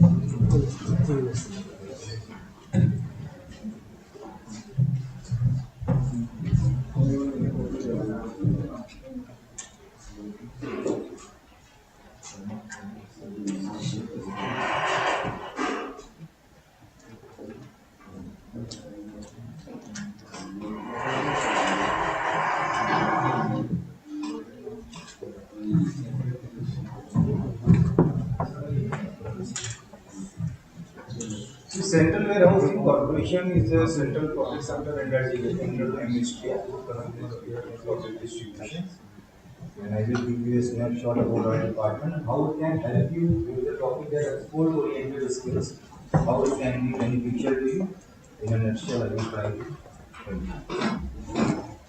Now, profile of CWC, as I told you, that is a Mary Ratna company, center, and it provides complete logistic solutions also. We are working in 440 warehouses, including 25 CFS container fill stations, ICD, integrated checkposts, air cargo complexes, even integrated checkposts at Petra Port, and 3 temperature control warehouses. In Northeast, we are operating around 22 warehouses in 6 states with 2 lakh metric ton capacity. Apart from storage and handling, CWC also provides services in the area of bonded transportation, PCS means pest control services. Bonded, whatever the goods have been seized by customs and all this, they would put into our warehouses. For example, narcotics are also putting this. Now this is the warehouse, list of warehouses in Assam, you can see. This is our warehouses, important of logistic and warehousing, which is my title. So I am showing you that this is silo and this type of warehouses we are having, scientific warehouses we are having. Now what is logistic? I tell you that, and though we are dealing mostly on storage of food grains, rice and wheat majorly. So logistic is very important aspect in storage and in export. For example, a wagon has came from FCI, and if we do not have a proper logistic solutions, then it will not enter to our warehouses on time, and damage will also charge. And you have seen in news also that wheat and rice is putting in rain because we do not have proper logistic at that time. And it is also related to this packaging, handling, transportation, and marketing also. Now, type of logistic, as I told you that transportation logistic is very important. Now, warehousing logistic, in warehouse, how you put, you have crates, you have machines, how you put these bags inside your warehouse, it also comes under logistic. And distribution logistic, how you move your product from your warehouse to different locations. And supply chain management, this includes all those companies who are associated with us, for example, our handling and transporting contractors and all these things who are joining with us. So they are involved in our supply chain also. And then project logistic, if we go to make any project, for example, now new concept has been came for silo. Now we are not going for these because it will not take. It has a longer duration, no storage loss, no dry, nothing, and no chemical also. So it is a very cost effective. And nowadays, Mr. P. has also highlighted these things that in spite of using the casual labor or putting the bags and stacking and de-stacking, make use of mechanization process which have been done in China. The bags come directly from the trucks and it moves to a mechanized process to the warehouse. Now, government initiatives for infrastructure development, that I saw that government of roadways has done this Pradhan Mantri Gramin Sadak Yojana, and we have also involved in unified logistic interface platform. Then regulatory reforms, so, as I told that Pradhan Mantri Gram Sadak Yojana, industrial and dedicated freight corridors, Bharatmala and Sagarmala projects, Jal Marg Vikas, and UTN are enabling economic growth. Now, what is warehousing?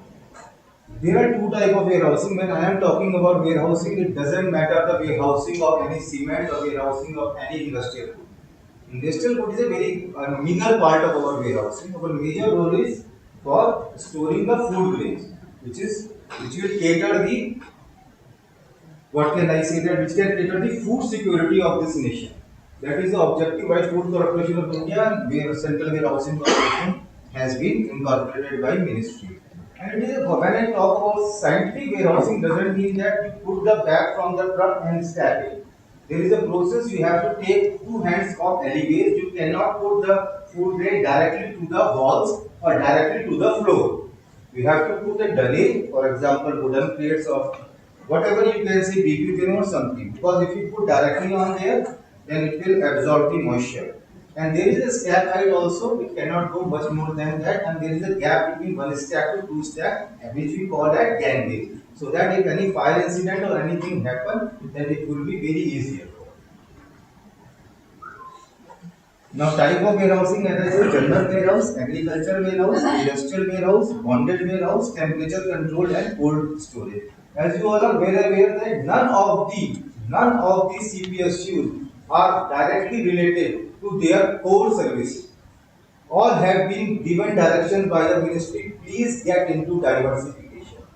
So we are also diversifying from agriculture warehouse to industrial warehouse, bonded warehouse, temperature control and cold warehouse. No one has ever think that Flipkart and Amazon are our major partners. Reliance is our major partner. They are using our storage spaces. Role of CWC in logistics and warehousing, as I told you that we are doing third party logistics also. Now e-Mandi, we are also connected with e-Mandi. We know the pricing and all these things. So it is a simple thing which you all know very well. Now an initiative by CWC to connect the grassroots, which I told you, the farmer project organizations.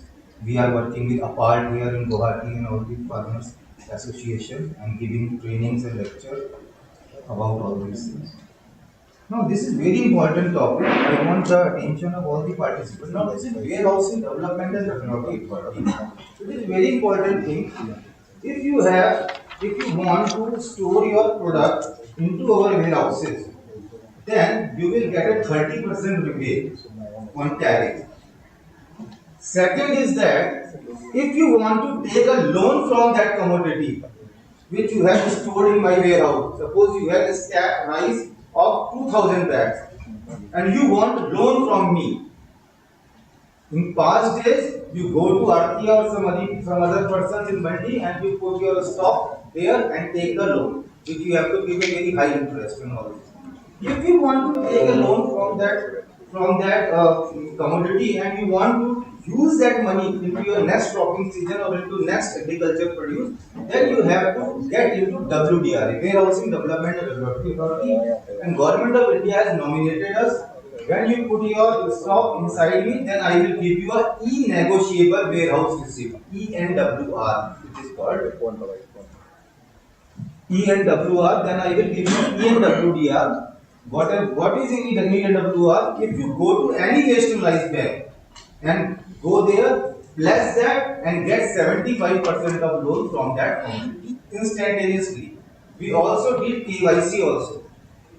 You have no issue No burdens, nothing to walk from daily running to banks and getting from loans. If you get it that, it is a mandate for bank to give you a loan by Ministry of Agriculture. No, why our persons, different sectors of persons are doing business with CWC. As I told you that we have commodity specific solutions for prolonged storage of farmers' produces.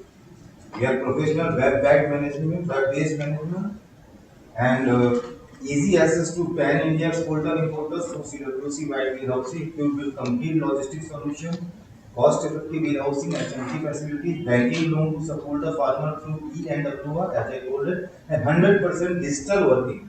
In my corporation, there is no paperwork. We are working in e-office, and all the things are digital. So in a nutshell, as I just told that time is a constant for me. So I have tried my level best to cover all the aspects of CWC in respect of warehousing and logistics. If you have any doubt, you can raise your questions.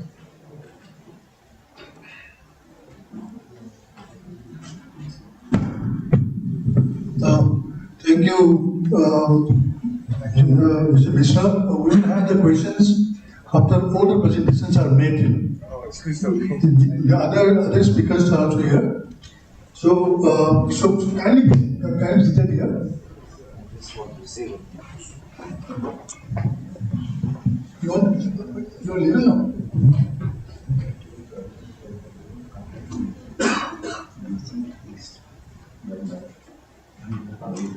So we have many questions, sir.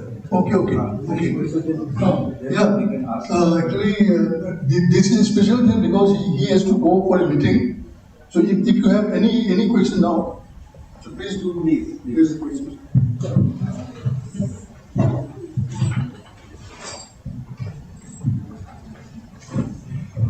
Okay, this is Prakash, and I have my own construction company. So, first question: whether this CWC only limited for agri waste storage scheme?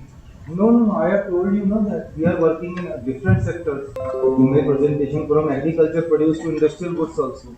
So, in your presentation, you are almost focused in the farmer-based product. So that's good for me. First question, sir, we are purchasing and we are ordering lots of construction-based material from the Delhi. So at present, I am hiring a private godown in Delhi. Can I use your service, CWC? Exactly, we have a warehouse at Vishnupur. When you go to Senapati, then we have a warehouse at Vishnupur, and that's why I have a meeting with DC East for purchasing land and all these things. In Manipur, we have only one warehouse that is in Vishnupur. Right. And how about in Delhi, in North India? In Delhi and North India, we have several warehouses. Okay, so it will in Padparganj, we have a regional office in Delhi. And second question, I have heard that there is lots of scheme for transportation logistic of the MSME based raw material, MSME based machine. So is there any scheme for logistic? Well, I'll tell you that we are in terms of logistics, we can say that we are in handling and transportation business.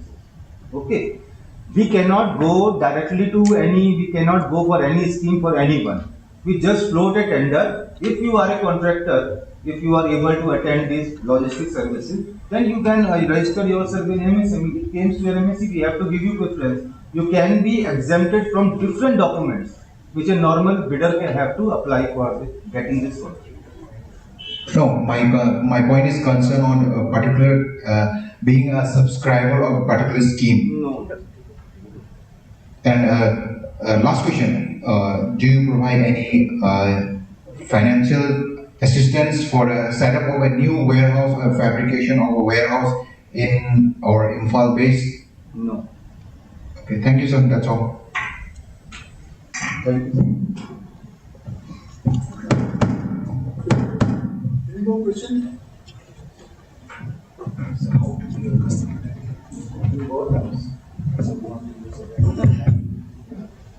Any more? Okay. Thank you very much. Now we proceed to the Next presentation by Sri Thokchung Kiran Singh.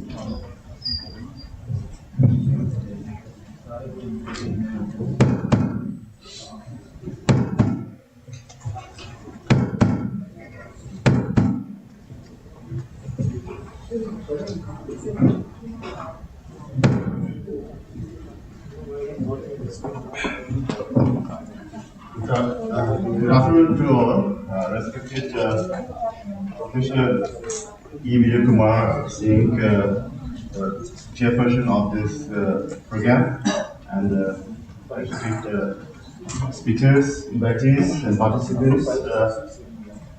I'll talk about NABARD and its schemes which are related to entrepreneurship development and implementation skills. When I say about this NABARD, when we have our roles in entrepreneurship development and about export-oriented skills, we are directly or sometimes indirectly involved in the process. And to some extent, we have a misunderstanding about the bank. Though we are a bank, we are a national bank for agricultural rural development, but it is a developmental bank. And it is related to some what like regulatory work and also like we take a role of Reserve Bank of India in supervising RRB and the cooperative banks. But sometimes we came to know many of the people who come to us and they want to open an account. So this is not like that actually. We are doing in a different way, and we are involved in all the process. So let me come to the point. Entrepreneurship development. As the name suggests that our bank is National Bank for Rural Development, Agriculture and Rural. We are focusing into agriculture as well as rural development. And our role here is like, entrepreneurship, there are many types of entrepreneurship. The earlier speaker have already talked about bigger entrepreneurship. Now, since we are in the rural areas, we mostly focus on into this micro entrepreneurships. So we have a scheme called Micro Entrepreneurship Development Scheme. Under this, again, we try to actually NABARD try to cater those segments of the society who are underprivileged or they are left out of many. So like self-help groups, joint venture groups, we try to cater to their needs and to bring their entrepreneurship skills to be used in the society for common benefit. In fact, the state like Manipur is not that economically prosperous, so we have more of this micro enterprise, and we are there for this. So this is it is a project or programs which we do it. Like we have like 30 participants in particular area. They wanted to go for a kind of skill training where they wanted to learn something, like sauna, grass basket making, or food processing, or whatever is there. We give them training for 15 days or even more, and as per the requirement, so that they can start small micro enterprise. There are small stories where we get motivated out of this also. And another scheme is that livelihood enterprise development program. This is another type of similar scheme, but it mainly focuses in a cluster way. Cluster way in the sense like we tend to go for 90 to 150 in one cluster, and we train it for about 1 year time. The 1 year is in a stagnant way, and we train for their livelihood activities. Now, it may be a farm sector related activity, or it may be a non-farm sector related activity. What is again important here is that for an export industry to establish, as many of the earlier speaker already said, we need not have a kind of necessarily to have a kind of infrastructure. We can use this manpower, such as a woman or micro enterprise. We can be aggregator, what we can do aggregator, who collects the products and sell it in the market. Or there are people in Manipur who used to export products of those SSG members or GLG members in a national as well as international market. You can I believe in two things. Like for an export business to start, there are two needs. Either we have a product which is in a large quantity we used to produce, and that is of the need of the another part of the country. So another country, so that we produce, another that we export. Another product is we have a product which has a unique selling value, maybe less or maybe more, and with that unique selling value we export. So in Manipur we need to identify what are those products? Because we are a small state, we don't have a huge production of any of the community to see. We are a small, we have a very limited resources, but a unique resources we have. Say horticulture resources we talk about. If I mention that, see, we have kauna. Kauna bags are such a product which are of a good demand in national as well as international market. So, like that aromatic rice. So we, as an entrepreneur, here I wanted to say is, we have to identify a unique selling product, which may be in need by other countries. The Kauna products are very much liked by Japanese people in Japan and South Korea, and European countries also. There are many Kauna bags which are being produced in Manipur, and then it's been aggregated by entrepreneur in the state, and then send it to metro cities, and then from there the value addition will get added, and then they export it to international market. So what I'm saying is that these are small units, like micro units, whom you might think that's not very important in the state, but it is the most important in the state. And these are the small units whom you can utilize for your innovative entrepreneurship logistics process. Another, these are some few photos like which we did, like coloring and all these things. We did a training and livelihood. These are about these two projects which we did in Manipur. The handloom handicrafts are also products which are of good demand in national as well as international markets.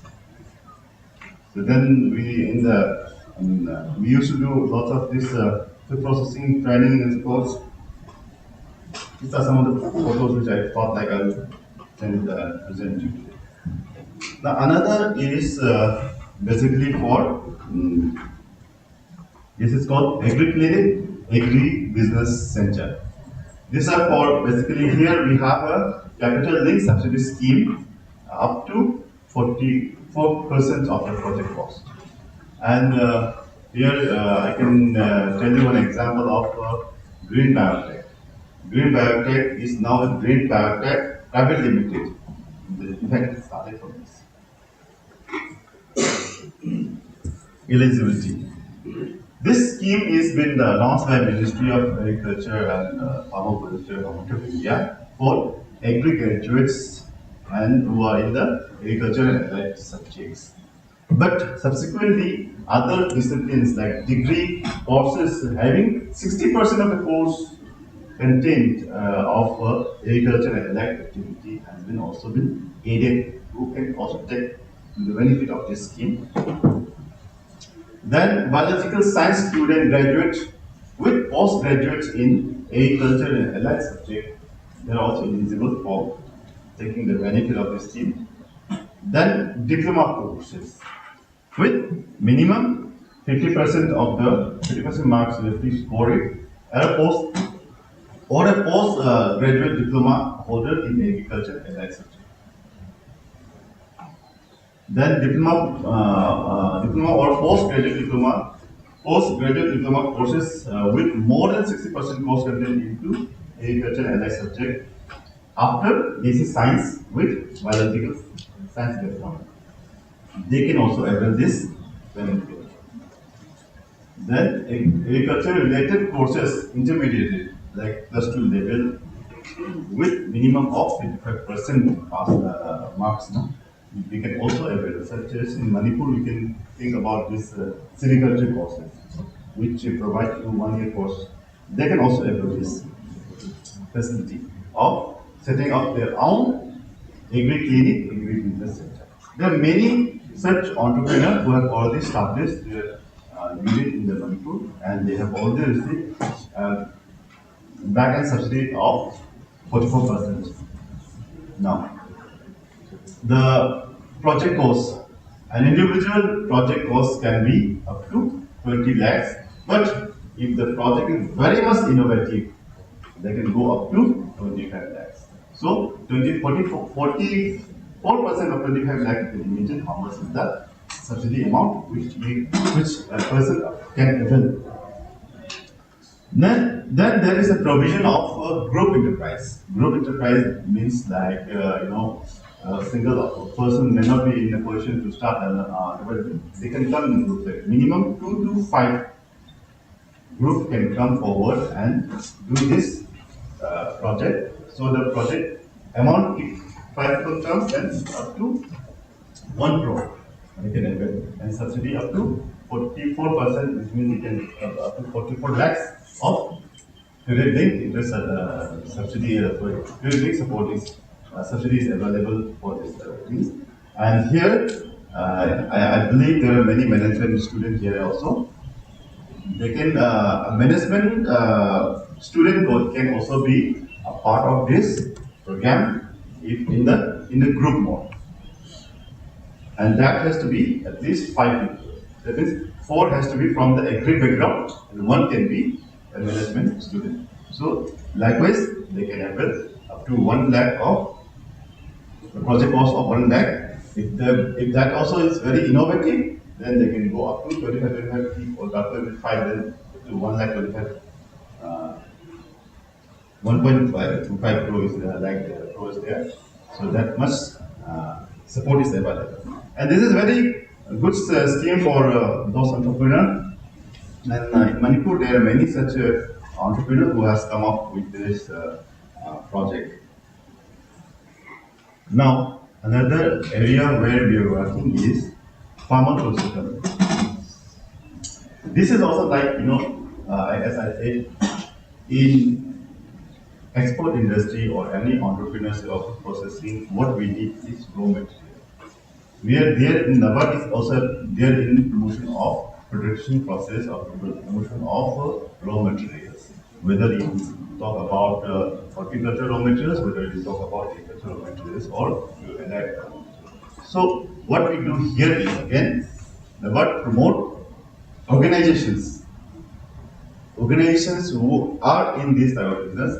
We try to bring the farmers together, like 500, 600 farmers in the pool, so that their productions can be aggregated together and kind of supply chain can be started.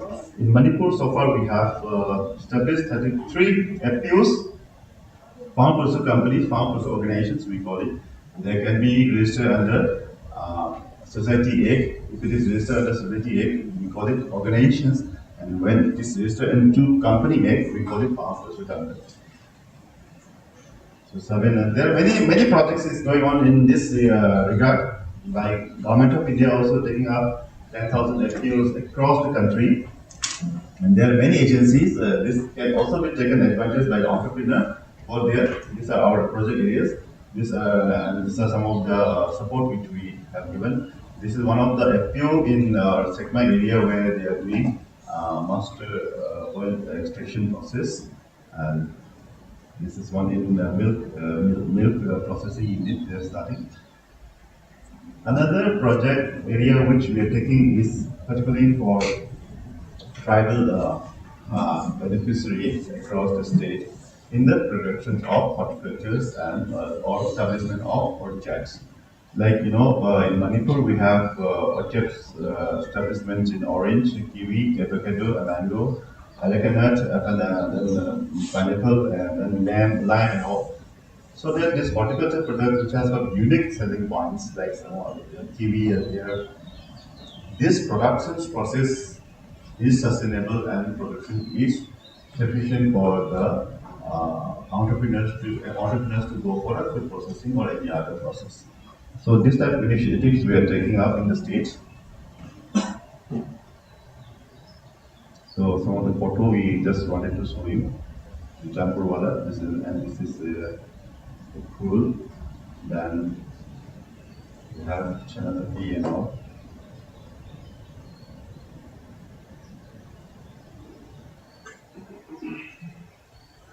Another project which we are taking is Spring project. This project is not related to production, but there is a component called livelihood, where again, this project is basically to rejuvenate the springs, liquid, we call it liquid, so that the water scarcity and the water is related, more related to environmental protections. But here again, we have got a kind of livelihood component where we do horticulture, whatever allied activity to be part of this, and we have a list of about 18 projects going on in the state. Again, in as per the requirement of the state or the importance of the sector, we used to identify potential area. You please believe, please understand that NABARD doesn't go for the individual projects. Like suppose individual person comes to NABARD and wanted to do a project, we don't support that. We go for a community type of project.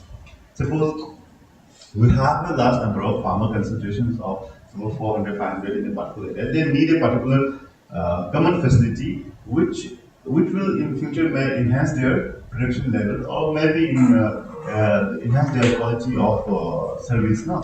So that way we try to do some deeper projects where the need wise we should do. Like in fishery sector, what we did is some 19 projects are there. In fishery sectors, we did this gas culture or this demonstration of technologies. Then this is for seed productions that you know, Nakra, Ukabi, that indigenous fish which we have. You might not be knowing, for Nakra to produce its seeds, no? The male Nakra has to be sacrificed in the traditional process. So to reduce this type of things, we have another technology process where we can produce seed without sacrificing the male things. So this project is done in KVK Thawal, and this is for KVK Imphal East, where we are doing seed projects because we have huge consumption of the fish in Manipur, but we have a very less seed supply or input supply. So we try to enhance that type of things. Then you might have heard about this chopper. Chopper is on one farm which is in Mizoram, and it is collecting those flowers from across the northeast and they are sending it to Middle East countries. Okay.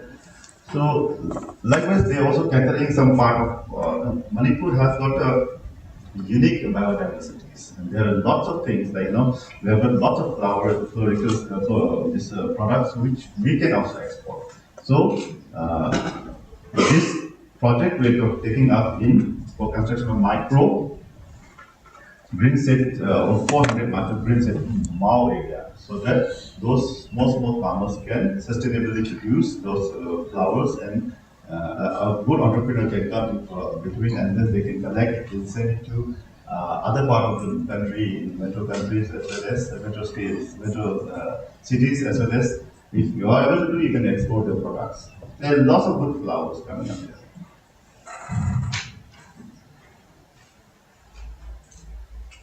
Then pig is one of the second most, maybe like now going to be the first most important consumed item in Manipur. So here again we used to do lots of projects like piglets, which is a major problem in Manipur. This participatory piglet productions. Then mushroom.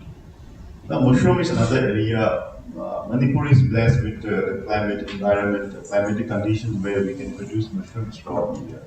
So to enhance this production process, spawns production units, we have set up at least 2 spawns production units in Manipur. Now one in ICR and one in Sriram College of this agriculture in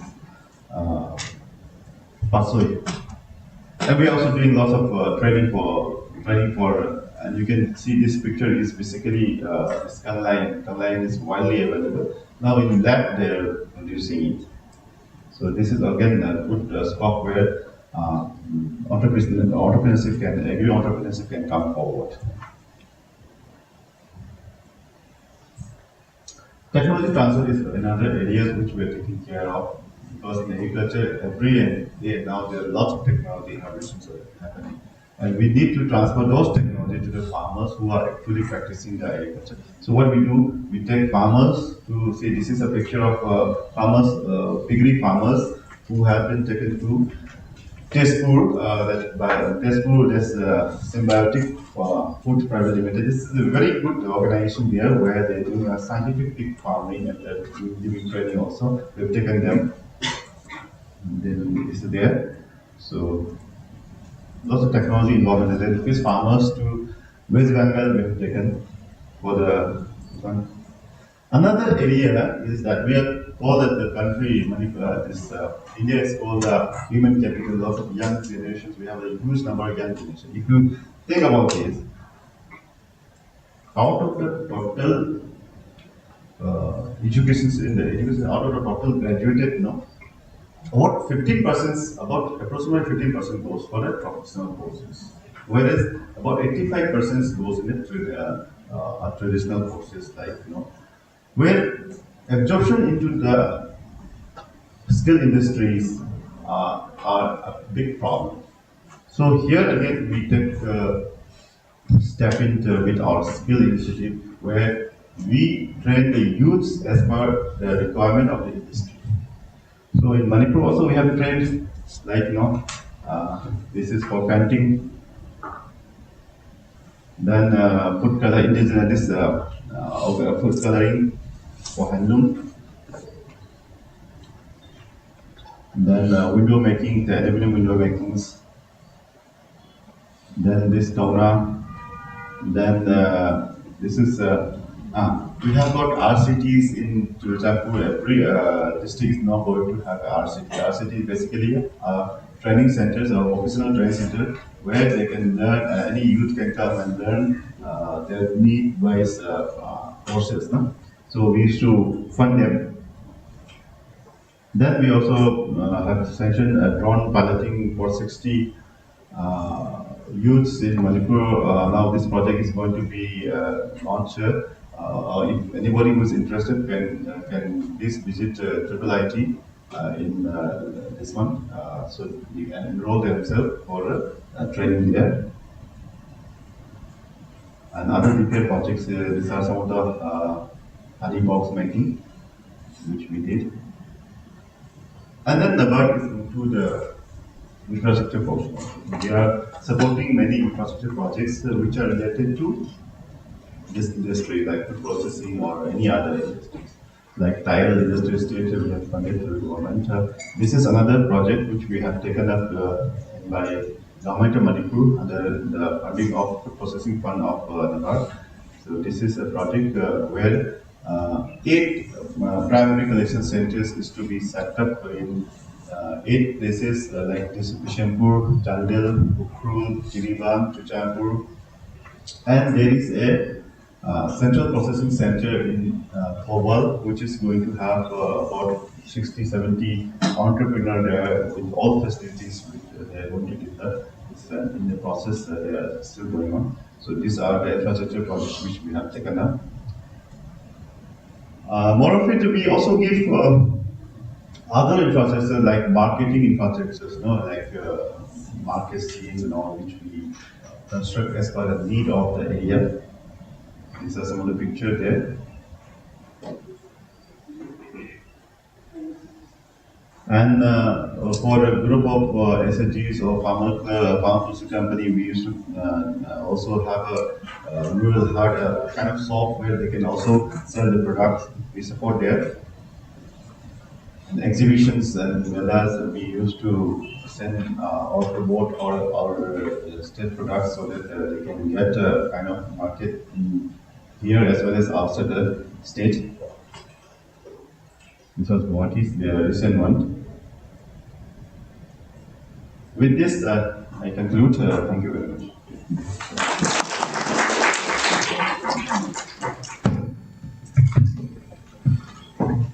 Thank you, Kiran Kumar.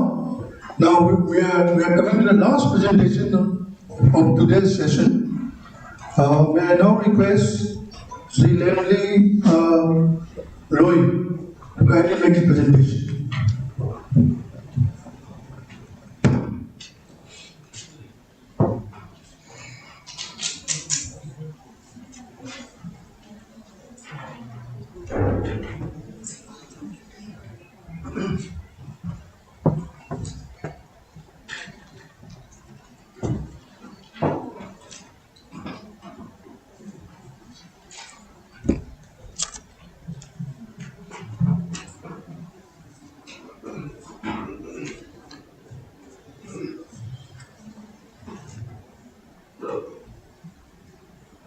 The session chairperson and other resource persons present here, and students and some entrepreneurs. Also, I expect that some entrepreneurs are also there, present here today for this session. How many of you are entrepreneurs and already doing something? Can you raise your hand? Okay, and rest of you are students from university? And how many of the students, how many of you want to get into entrepreneurship at some point in your life? All of you are job seekers, not job creators. See, this is the trend. Actually, a few years back, Netfi had done a study in all the northeastern states about the status of science education and general orientation of students, and also regarding skill upgradation requirement in northeastern states. So most of our people said that they want government jobs, and because it is secure.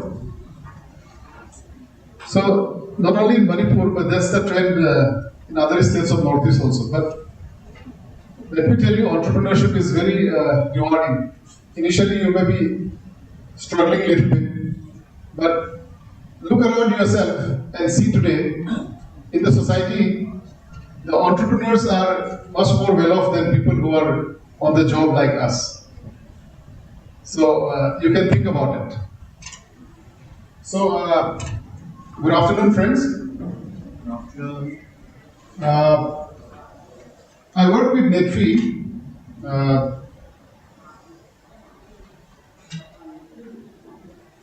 Yeah. So some of you must have heard about Netfi. Is short we call it Netfi. It's Northeastern Development Finance Corporation. We are a public financial institution under Ministry of Development of Northeastern Region, and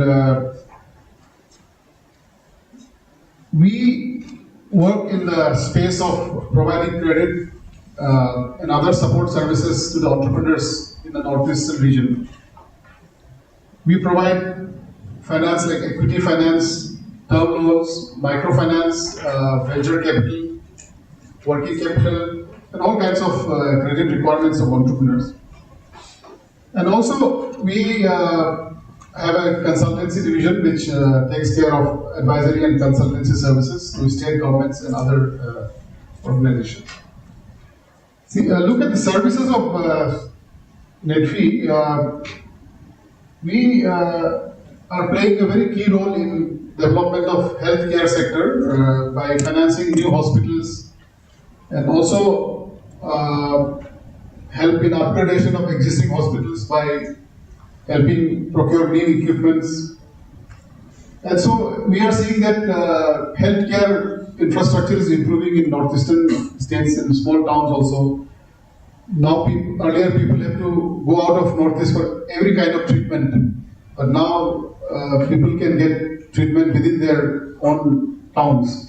Like your Imphal is one example, where you have very good healthcare infrastructure, and we are lucky to be a part of that development process. And also we finance a lot of projects in schools, setting up new schools, colleges, kindergarten schools. So even for education, our Northeastern people used to go out of Northeast. But slowly, very good schools and colleges are now coming up, and you can receive education within Northeast only. Then tourism is another sector, because Northeast is very beautiful. A lot of beautiful places are there, flora and fauna. So Manipur, Sikkim, Arunachal, Nagaland, lot of potential for tourism. So we support entrepreneurs who are into this tourism space. So like that, a whole lot of sectors we finance. We have a network of branches all over Northeast, and that's how we operate. Our head office is in Guwahati. So far we have supported more than 11,000 projects all over Northeast. Schemes of NEDFI, we have wide range of schemes to support different kind of projects, and also we can provide loans for greenfield projects, for brownfield projects, for expansion of existing units, and also working capital finance. Then we can support very big, large projects for medium size also, and even up to small and micro level also. We have products, loan products to support those kind of projects also. And in the recent few years, we have also started venture capital fund where we can support the startups. We are already doing. Now, regarding our operations in Manipur, we have been actively involved in the development of Manipur for last many years, more than 10-15 years. We have highest exposure in the state of Manipur. In last 10-15 years, we have supported more than 1,000 projects of all sizes, big, small, in various sectors. Just I will quickly run through some of our big ticket size projects in Manipur. Babina Cancer Hospital, which you already know. Then Classic Grande Hotel, CISA Hospital. Then very recently CISA, this private medical college, CISA Academy of Health Sciences. Then UNESCO School, one is this new one in Chandu, and this is the already existing one in Maitram. Then Tanjab Agro is a big food processing group in Manipur. They are doing a lot of projects. Then this is one project in Manipur, this Chuchalpur, Rayburn College. We help them upgrade their infrastructure of the college. Then Trevi Hospital is a new hospital here in Imphal, so you will be knowing. Then Pitambara High School. So like that, we have, these are just few of them, but we have a whole lot of other projects also. Now, besides these big ticket size projects, we are also focusing on providing loans to small projects also through our micro lending scheme. And through this scheme, see, in microfinance space, interest rates were very high because there are intermediaries, NGO MFIs or MFIs involved. So interest rates could go up to 24%. So we thought of this micro lending scheme through business correspondence. And for the micro enterprises, we have been able to bring down the interest rate to about 12 to 15%. And we plan to bring it down further to at least 7-8% by adopting technological intervention, which we are working on, and in next financial year we may be able to do it. I was talking about venture capital. So venture capital is the new flavor in the country for last 7-8 years, 10 years. You must have heard about people talking about venture capital, venture fund. This term is very common now. So about 3-4 years back, we set up this 100 crore venture capital fund together with Ministry of Donor and CP's Fund of Fund. So through this, we are addressing the requirement of startup projects all over Northeastern region. Here we are looking at very innovative ideas, innovative projects, and new products, technologies, those kind of projects we try to support. And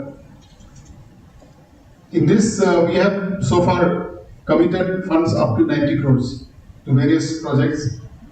Manipur also we have supported quite a few projects. I'll just run through them. This is Carrot Food is a food company, innovative food company, which is making products out of your Manipur black rice. Similarly, Thangpong Privilege Services Private Limited and Hills EduVenture Private Limited. Then Green Biotech Eco Solutions. Then Ningthamba Designs Private Limited. Then Tantha Entertainment. This is they make Manipuri language content on video and audio content. So these are all which we have supported under our startup venture capital fund. So not only this, we also last 1 year we were talking to government of Manipur regarding setting up a venture capital fund only for Manipur. So we had deliberations with your Chief Minister, and he has been very positive. And we have now something called Manipur Startup Venture Fund, which will be a 30 crore fund, where government of Manipur will contribute 15 crores and Netfi will contribute 15 crores.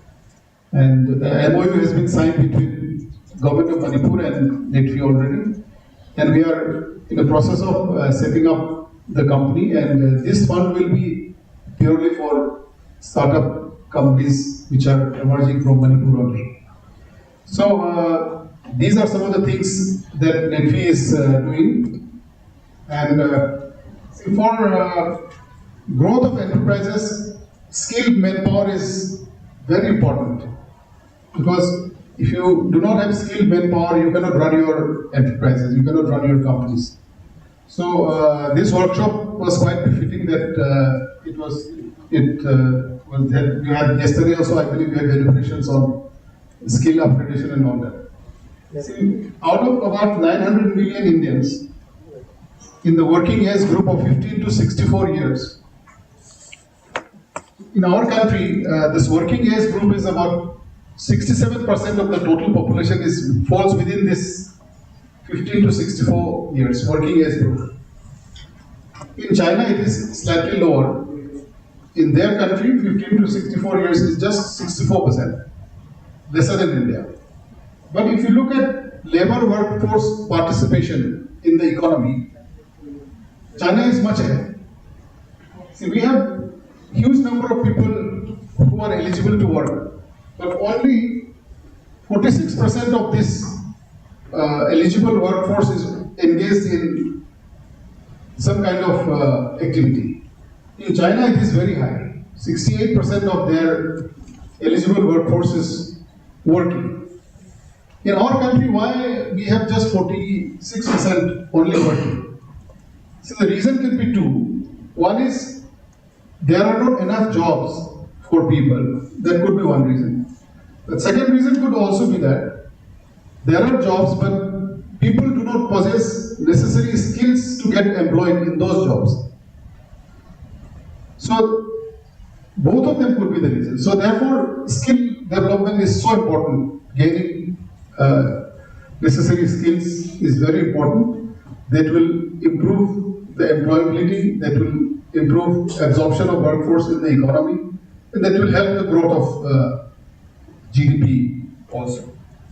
And will help our country become more productive. So with this few words, we have had a long day. So thank you very much for a patient hearing, and all the best. Thank you.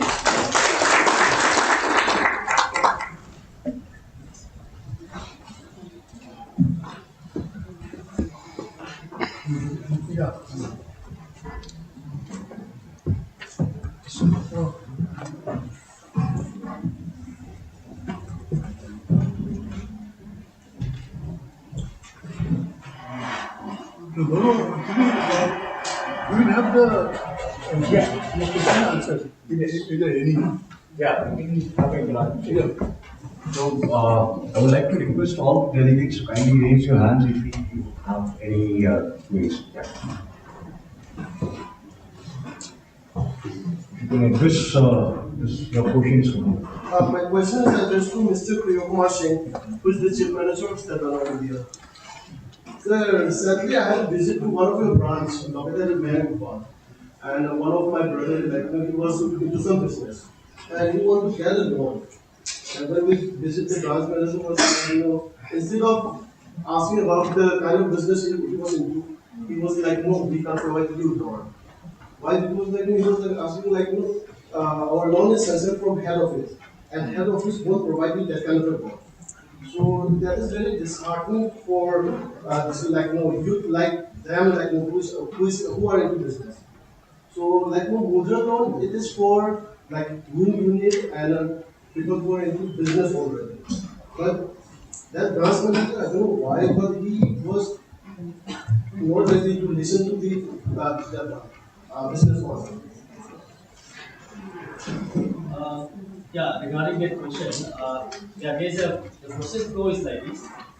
When you are submitting a proposal to the branch, because branch actually they are the collecting center kind of thing. But when all the papers, everything is submitted to the branch, we have been forwarding to one particular CLC. We have at Babupata. You have SME branch. So all the documents will be forwarded to the particular cell. They will process and they will send it. But as you said, that he cannot offline resign, he can't resign offline, so directly without giving reasons. So you can definitely refer to our RDO also, and you can at least he cannot resign alone. But He has to pass the price. I have some banking experience of my own. Earlier I was working with Canada and I was posted in Gangtok. But in Gangtok, what people do is we go to the business owner. You require one. But here, the situation is very different. Like when someone comes to the bank, it's their business also. Banks also are earning from their business owner. But the situation is it's not improving. If you have a lot, you have mentioned that when you have a lot of skills, but the situation is not improving. We have been sanitizing all the staff, those who are in the branches, especially the BMs and the folks, because the business comes from there only. Yes. So if they reserve from their store, so they will be able to profit in the process. Not only profit, we are the service sector. Yes. So we have been sanitizing them, and since you pointed out, very well. Yeah, please. Sir, my name is Raf Marinkan. I'm the founder of Imphal Archery House. My direct question was to K.S. Baite, the Joint Director of MSME, therefore Imphal, Manipur, Ministry of MSME. My question is that can I get any work sale in the industrial side? And I just want to know that what any empty work sale is there in Manipur? About this work set, Yeah. There is a committee actually. Yeah. The chairman is the Commissioner of Industry. It is purely under the state government Department of Industry. Of course, we are a member of the body. So you have to apply to Directorate of Industries. And the committee will sit and see who can be allotted the work set based on the Still, I have difficulty at this industrial side. Actually, my company starting working from 2007-18, but we have starting production more than 3 times before the last financial year. But after that, there's some problem in my locality due to some sounds is coming out from our big machine. That is why we are still searching this website. Yes. But the papers or the documents was very good, published regarding newspapers and all these things. But when I entered in the main point, there are a lot of difficulties are getting by the Sarah form money. There are certain things which are beyond our control also. And I don't want to say much also. So you need to discuss with the actual authorities. Yeah, but this time we are planning to sit at Kolkata and Delhi. because we want to give the what to say, but we want to give the job to the state of Manipur due to some problems regarding this water and all these things. I understand. But we need to shift the company to other state. So which particular industrial state you are Actually, we are starting manufacturing. No, that is okay. Which particular industrial estate? Career Park, or we have 3-4 industrial. Yeah, Career Park and on this yes, Kaching. You can do one thing. Kaching or this Era or Visnupur wala, there may be some bracket, but industrial competition But is I'm very saying high. that we are starting searching before I was 2-3 years. But still now I have problem. Like if you give some clues and all these things, then it will be very helpful. Then you do one thing, just give us your details. Whenever committee is sitting, we will take up it. Because a single person cannot say everything. It is one of the committee. Yeah, Mr. Bhati, I mean, though you are also in the committee, you can put the recommendations. Yes, so I told him Because kind of the sound is very good. And it's an unfortunate situation, like as we said, people are actually here to create the jobs, but now they have to shift outside. Yes. So anyways, any more queries, please? Yeah. My name is Pinky, and I have a question for Sir Kumar Singh. Hi, sir. Good afternoon, sir. My son here is supervisor of using physics construction, and I have my own family business, so we get this. So my question is that, you have mentioned some of these schemes, with electronic dealer finance scheme and startup invest scheme. So if we want to avail the mentioned scheme, so what are the procedures around the scheme, and is it mandatory to register GST? Regarding this EDFS, actually you are dealer of some particular company. You should be a dealer of some particular company. It can be Britannia, it can be ITCs, it can be Surf, it can be anything. So once you become a dealer of a particular dealer, it can be stockist. Once you become a dealer of a particular company, they will provide you a comfort letter. So comfort letter is like is a letter telling that you are a dealer of a company and you can generate a sales of around 20 lakh in a particular financial year. And you will give an undertaking guarantee. It's not a guarantee so, per se. So based on the comfort letter, you can finance. So this is one thing. GST is a must. The turnover required for exemption of GST is, I mean, up to 20 lakhs GST is exempted. Above 20 lakhs, GST is a must. So below 20 lakhs, GST is exempted, so not mandatory. Not mandatory in the sense, better not mandatory to file. Okay. Registration number you can have it, because generally whatever when the company grows, the turnover definitely will go. So it will raise that particular limit of 20 lakhs. So we always advise the customer, always go for GST registration and UTM also. This is for EDFS. Regarding the Stand Up India also, the same applies. GST is a must for initially. Once we will not ask for the last year GST, because for applying GST is a must. Once your business set up, you have to start filing the GST. So that in the next year, you can request for enhancement, or if you want for expansion also. Definitely all the routes, all the transactions will be written in the GST paper. So we will come to know for the pricing next enhancement. Okay, sir. Can we have a visiting card or a business card? I'm very sorry to say it was in my vehicle. Okay, but I'll share my number. Just tell them. 88615 88615 811 811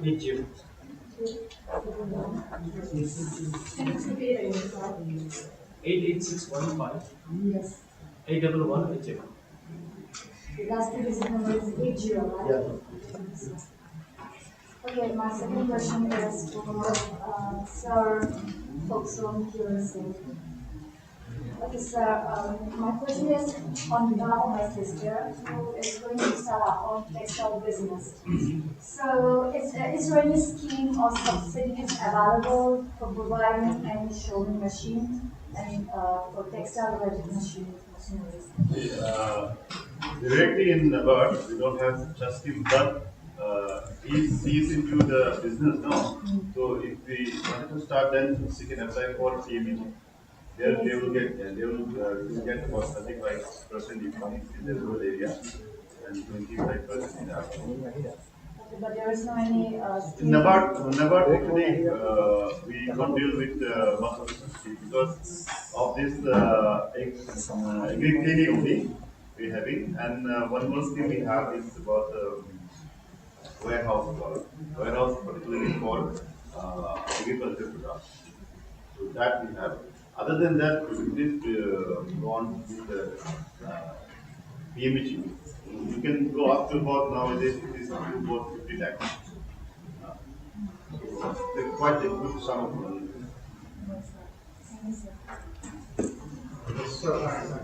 Yeah, please. My question, my name is Arunjit. I'd like to address my question. You are basically representing any, are you the entrepreneur? I'm sorry? Can you just specify your organization and the sector? Yes, I have established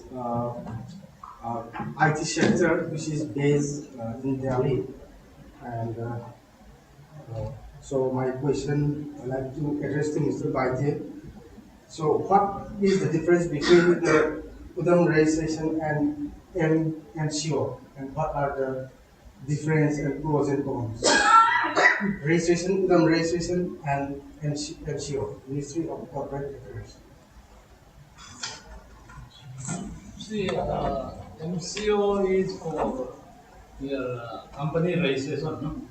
But MSME is particularly for this MSME sector activities. That much I guess. Actually, we are not dealing much with corporate affairs. MCO is the Ministry of Corporate Affairs, but you register your company with the Registrar of Companies, ROC. So when you have to register a limited company like private limited or public limited, then you register with ROC, Registrar of Companies, which for Northeast now it is Guwahati also is there, Shillong is also there. Manipur, I don't know. And there is Guwahati is there. So ROC comes under Ministry of Corporate Affairs. So there is no special any other registration with Ministry of MC. But here I would like to extend it in terms of hunting the investor funding. So is there any difference or is there any disadvantage if I register in MCO in terms of investing? If you have to raise fund through from investors, then private public limited company structure has to be there because you have to issue shares to those investors. But if it is a proprietorship firm or a partnership firm, you cannot issue shares, right? So there is a system of issuing shares in this kind of proprietorship of partnership. But in limited companies, you can issue shares. So when you raise money from investors, they will expect, because they will have part ownership in your company. So you have to register with us. And one more question. So I'd like to. But if you're doing business only with your money or your uncle's money, then you can do it as a proprietorship. It doesn't matter. At a smaller scale. So I'd like to address to Mr. Baksika. He's not. Yeah, it's okay. At the moment, but I'd like to address Sir. Sure. So about the ICC membership, so what are the categories and benefits? You are talking about the ICC membership or you are... ICC membership. See, basically we have some categories as per your last balance sheet. What we can do, we can share it with your form and the credentials. So it depends upon your balance sheet and your last balance sheet turnovers. So accordingly, we can of course propose to you which membership you advise to, suitable for you. So normally individual and corporate membership are there, right? Yes, yes, And yes. what are the benefits if I register for corporate Right. membership? Then what See, are see, if you go for the corporate membership, basically we have committees. Recently we were discussing. We are in the process of forming a state committee for Manipur because we already have state committee, basically to represent all the sectors, so we can closely work with the issues and the recommendations for the policy advocacy.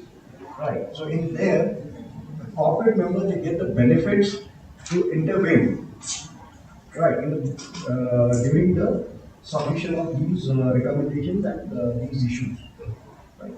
And for individual members, of course, we assist them with various market linkages. Apart from conferences, we assist them for the market linkages like B2Bs and buyer-seller meets or business-to-business forums. So we assist, we give the first priority to the members. And also it helps us to, we also have one division for visa recommendations in ICC. As a member, it helps us to assist them for the visa recommendation, basically for the business visa recommendations, right? So these are the few benefits which we provide. Rest, of course, we can share the detailed, entire detailed clarification and what are the additional benefits. You can write to us. You can get in touch with me. We'll definitely share all the details and the details. And also regarding for the intellectual property facilitation center we were talking about, can you write down the number? If you have any queries and you want to register under intellectual property rights, so can you write down my number? My name is Pranjal Barua. And I'm from Indian Chamber of Commerce, and my number is 88765 77101. Yeah, I repeat again. 88765 77101. So kindly get in touch with us. And we are here in Guwahati. We have our office secretary, and we also have our ITFC center there. We have our attorneys and we have a team. So just let us know wherever you feel free. Connect with us. We are there to help you out. Again, I'm saying it's entirely under the Ministry of MSME. There is no any additional charges, only the government fee which you need to incur. And again, those who are having udyog, they will be getting reimbursed after the registration done. So, any more questions? Yeah. Second part of your question, Udyam registration is required only if you want to take some benefit from the government scheme and all. For that you need. And also if you go to bank to ask for loans, they will ask you whether you have Udyam registration or not. So for that it is required.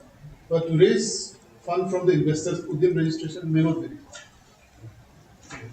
required. Sir, my name is Tony. I'm working as a manager in Imphal with also a research scholarship from the university. So my question is to GM, FP and PDM Nava. Sir, our chief manager SBI, sir, he has shown different schemes. And in that, he told us about like many of these schemes can be applied on the basis of projected pregnancy. So, sir, I was hoping in Netflix and Nava such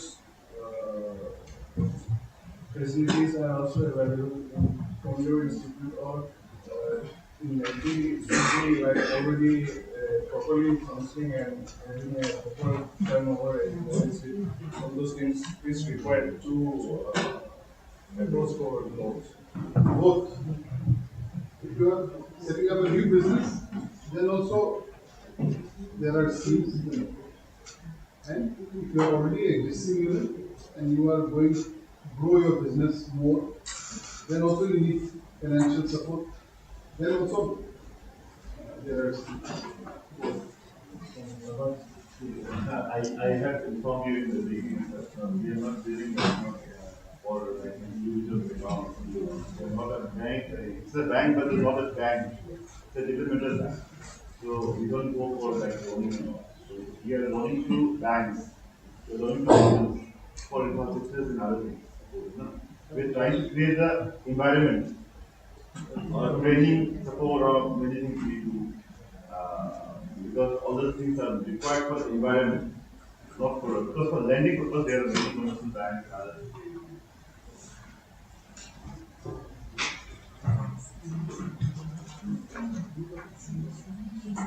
Any questions? I think over to you, sir. Follow chairperson.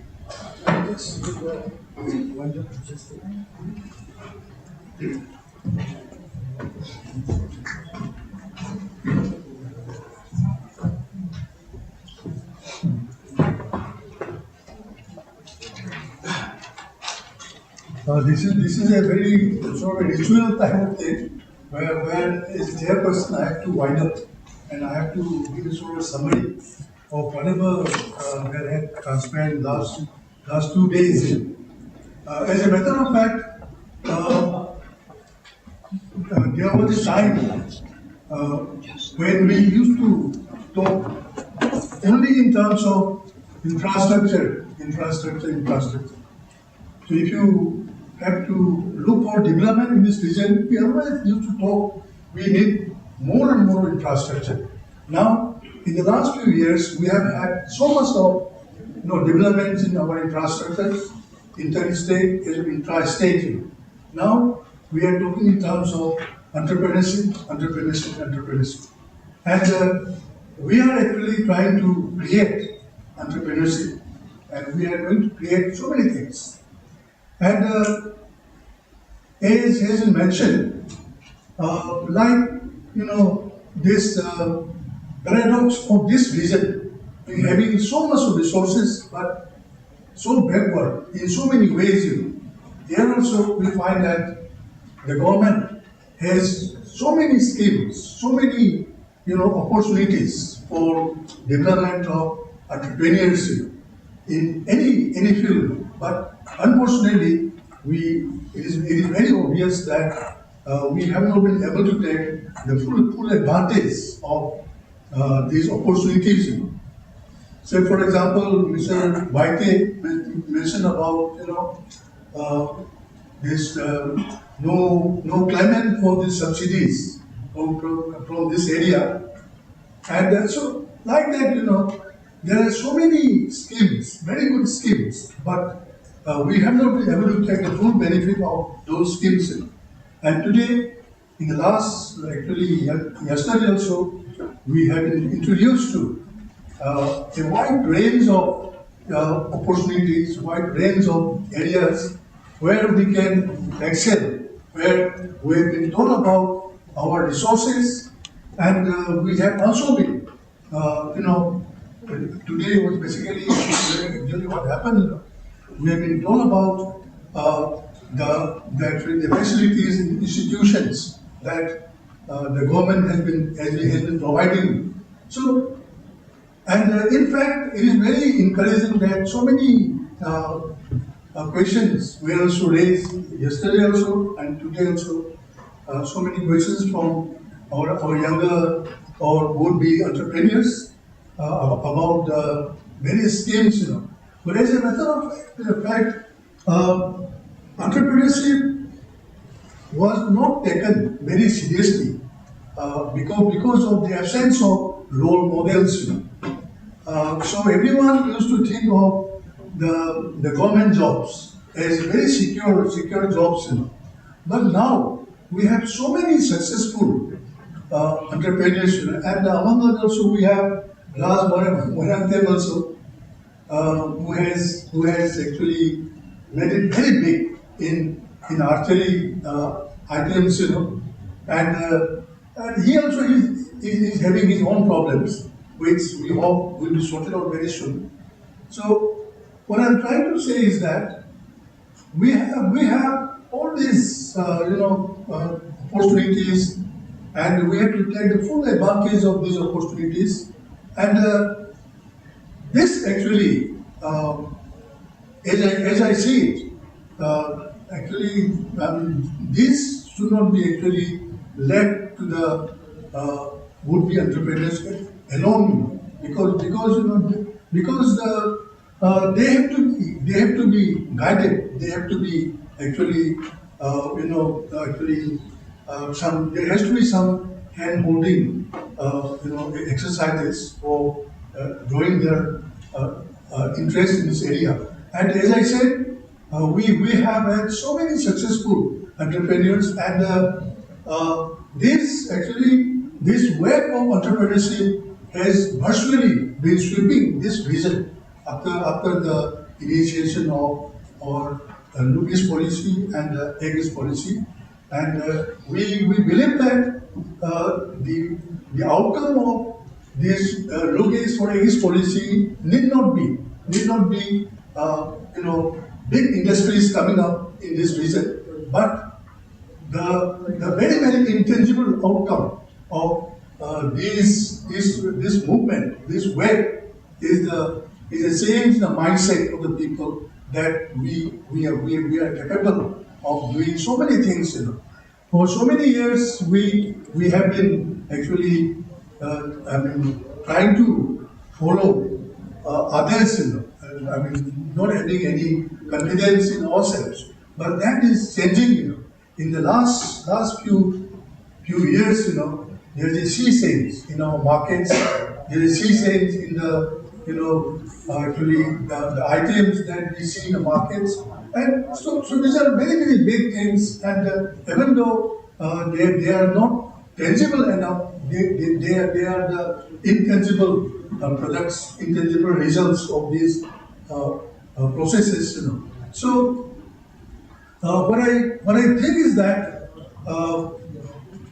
the opportunities provided by the government, the opportunities that are coming up in the international market, also they are changing very fast, and so places like Manipur University and any other institutions, they should be roped in. When Mr. Baitel said, they could not really conduct those awareness programs because of the shortage of manpower. I was just thinking that those things could be actually,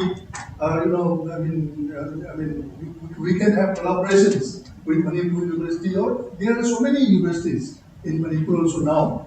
So with their collaboration, we can actually do this, because this awareness is very important, and things are changing so fast. And if we don't actually catch up with the speed at which knowledge is growing, then we again will be falling behind. So actually, I won't stay here any longer, because we are already very late for the lunch also. I would like to thank the organizers, the Indian Chamber of Commerce, and Manipur University also, and particularly Professor Ivo's team of MIMS for organizing this very timely exercise. But as I see, this type of exercise has to be conducted, very frequently, because today we have some very young entrepreneurs, young would-be entrepreneurs, and there will be many others, who could not be, who could present here. So they also should have these opportunities of sharing these ideas. And finally, I would expect that the soft copies of the materials that have been shown, discussed here, will be shared with the participants.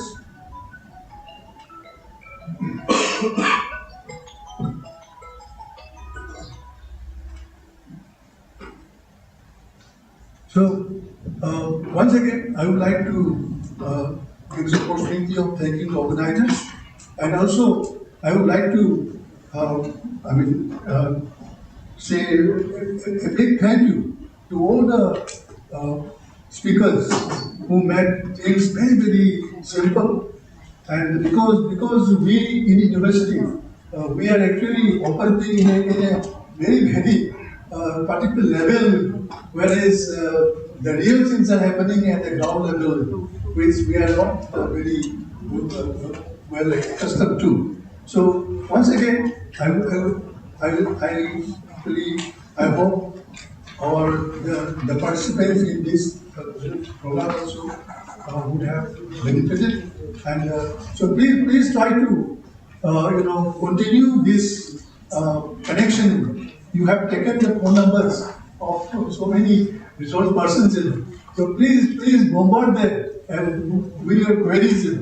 Maybe you don't have the question right now, but after some time when you go back, these questions will come up. So please don't hesitate.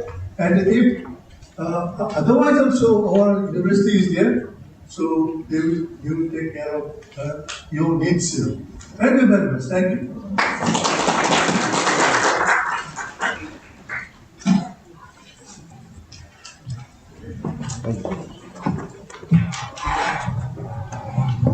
With this, I would like to extend my thanks. I would like to extend my thanks to all the our speakers, starting from Professor Vijay Kumar Singh, Shri P.K. Bakshi, Shri Priya Kumar Singh, Shri Ratnesh Mishra, Shri Vaite, Shri Kiran Singh, and Shri Roy. Thank you to everyone, and I would like to extend my thanks to all the executives and all the delegates.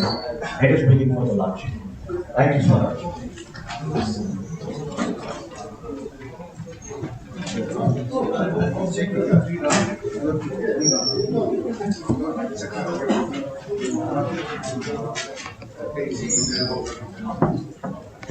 इसमें कुछ presentations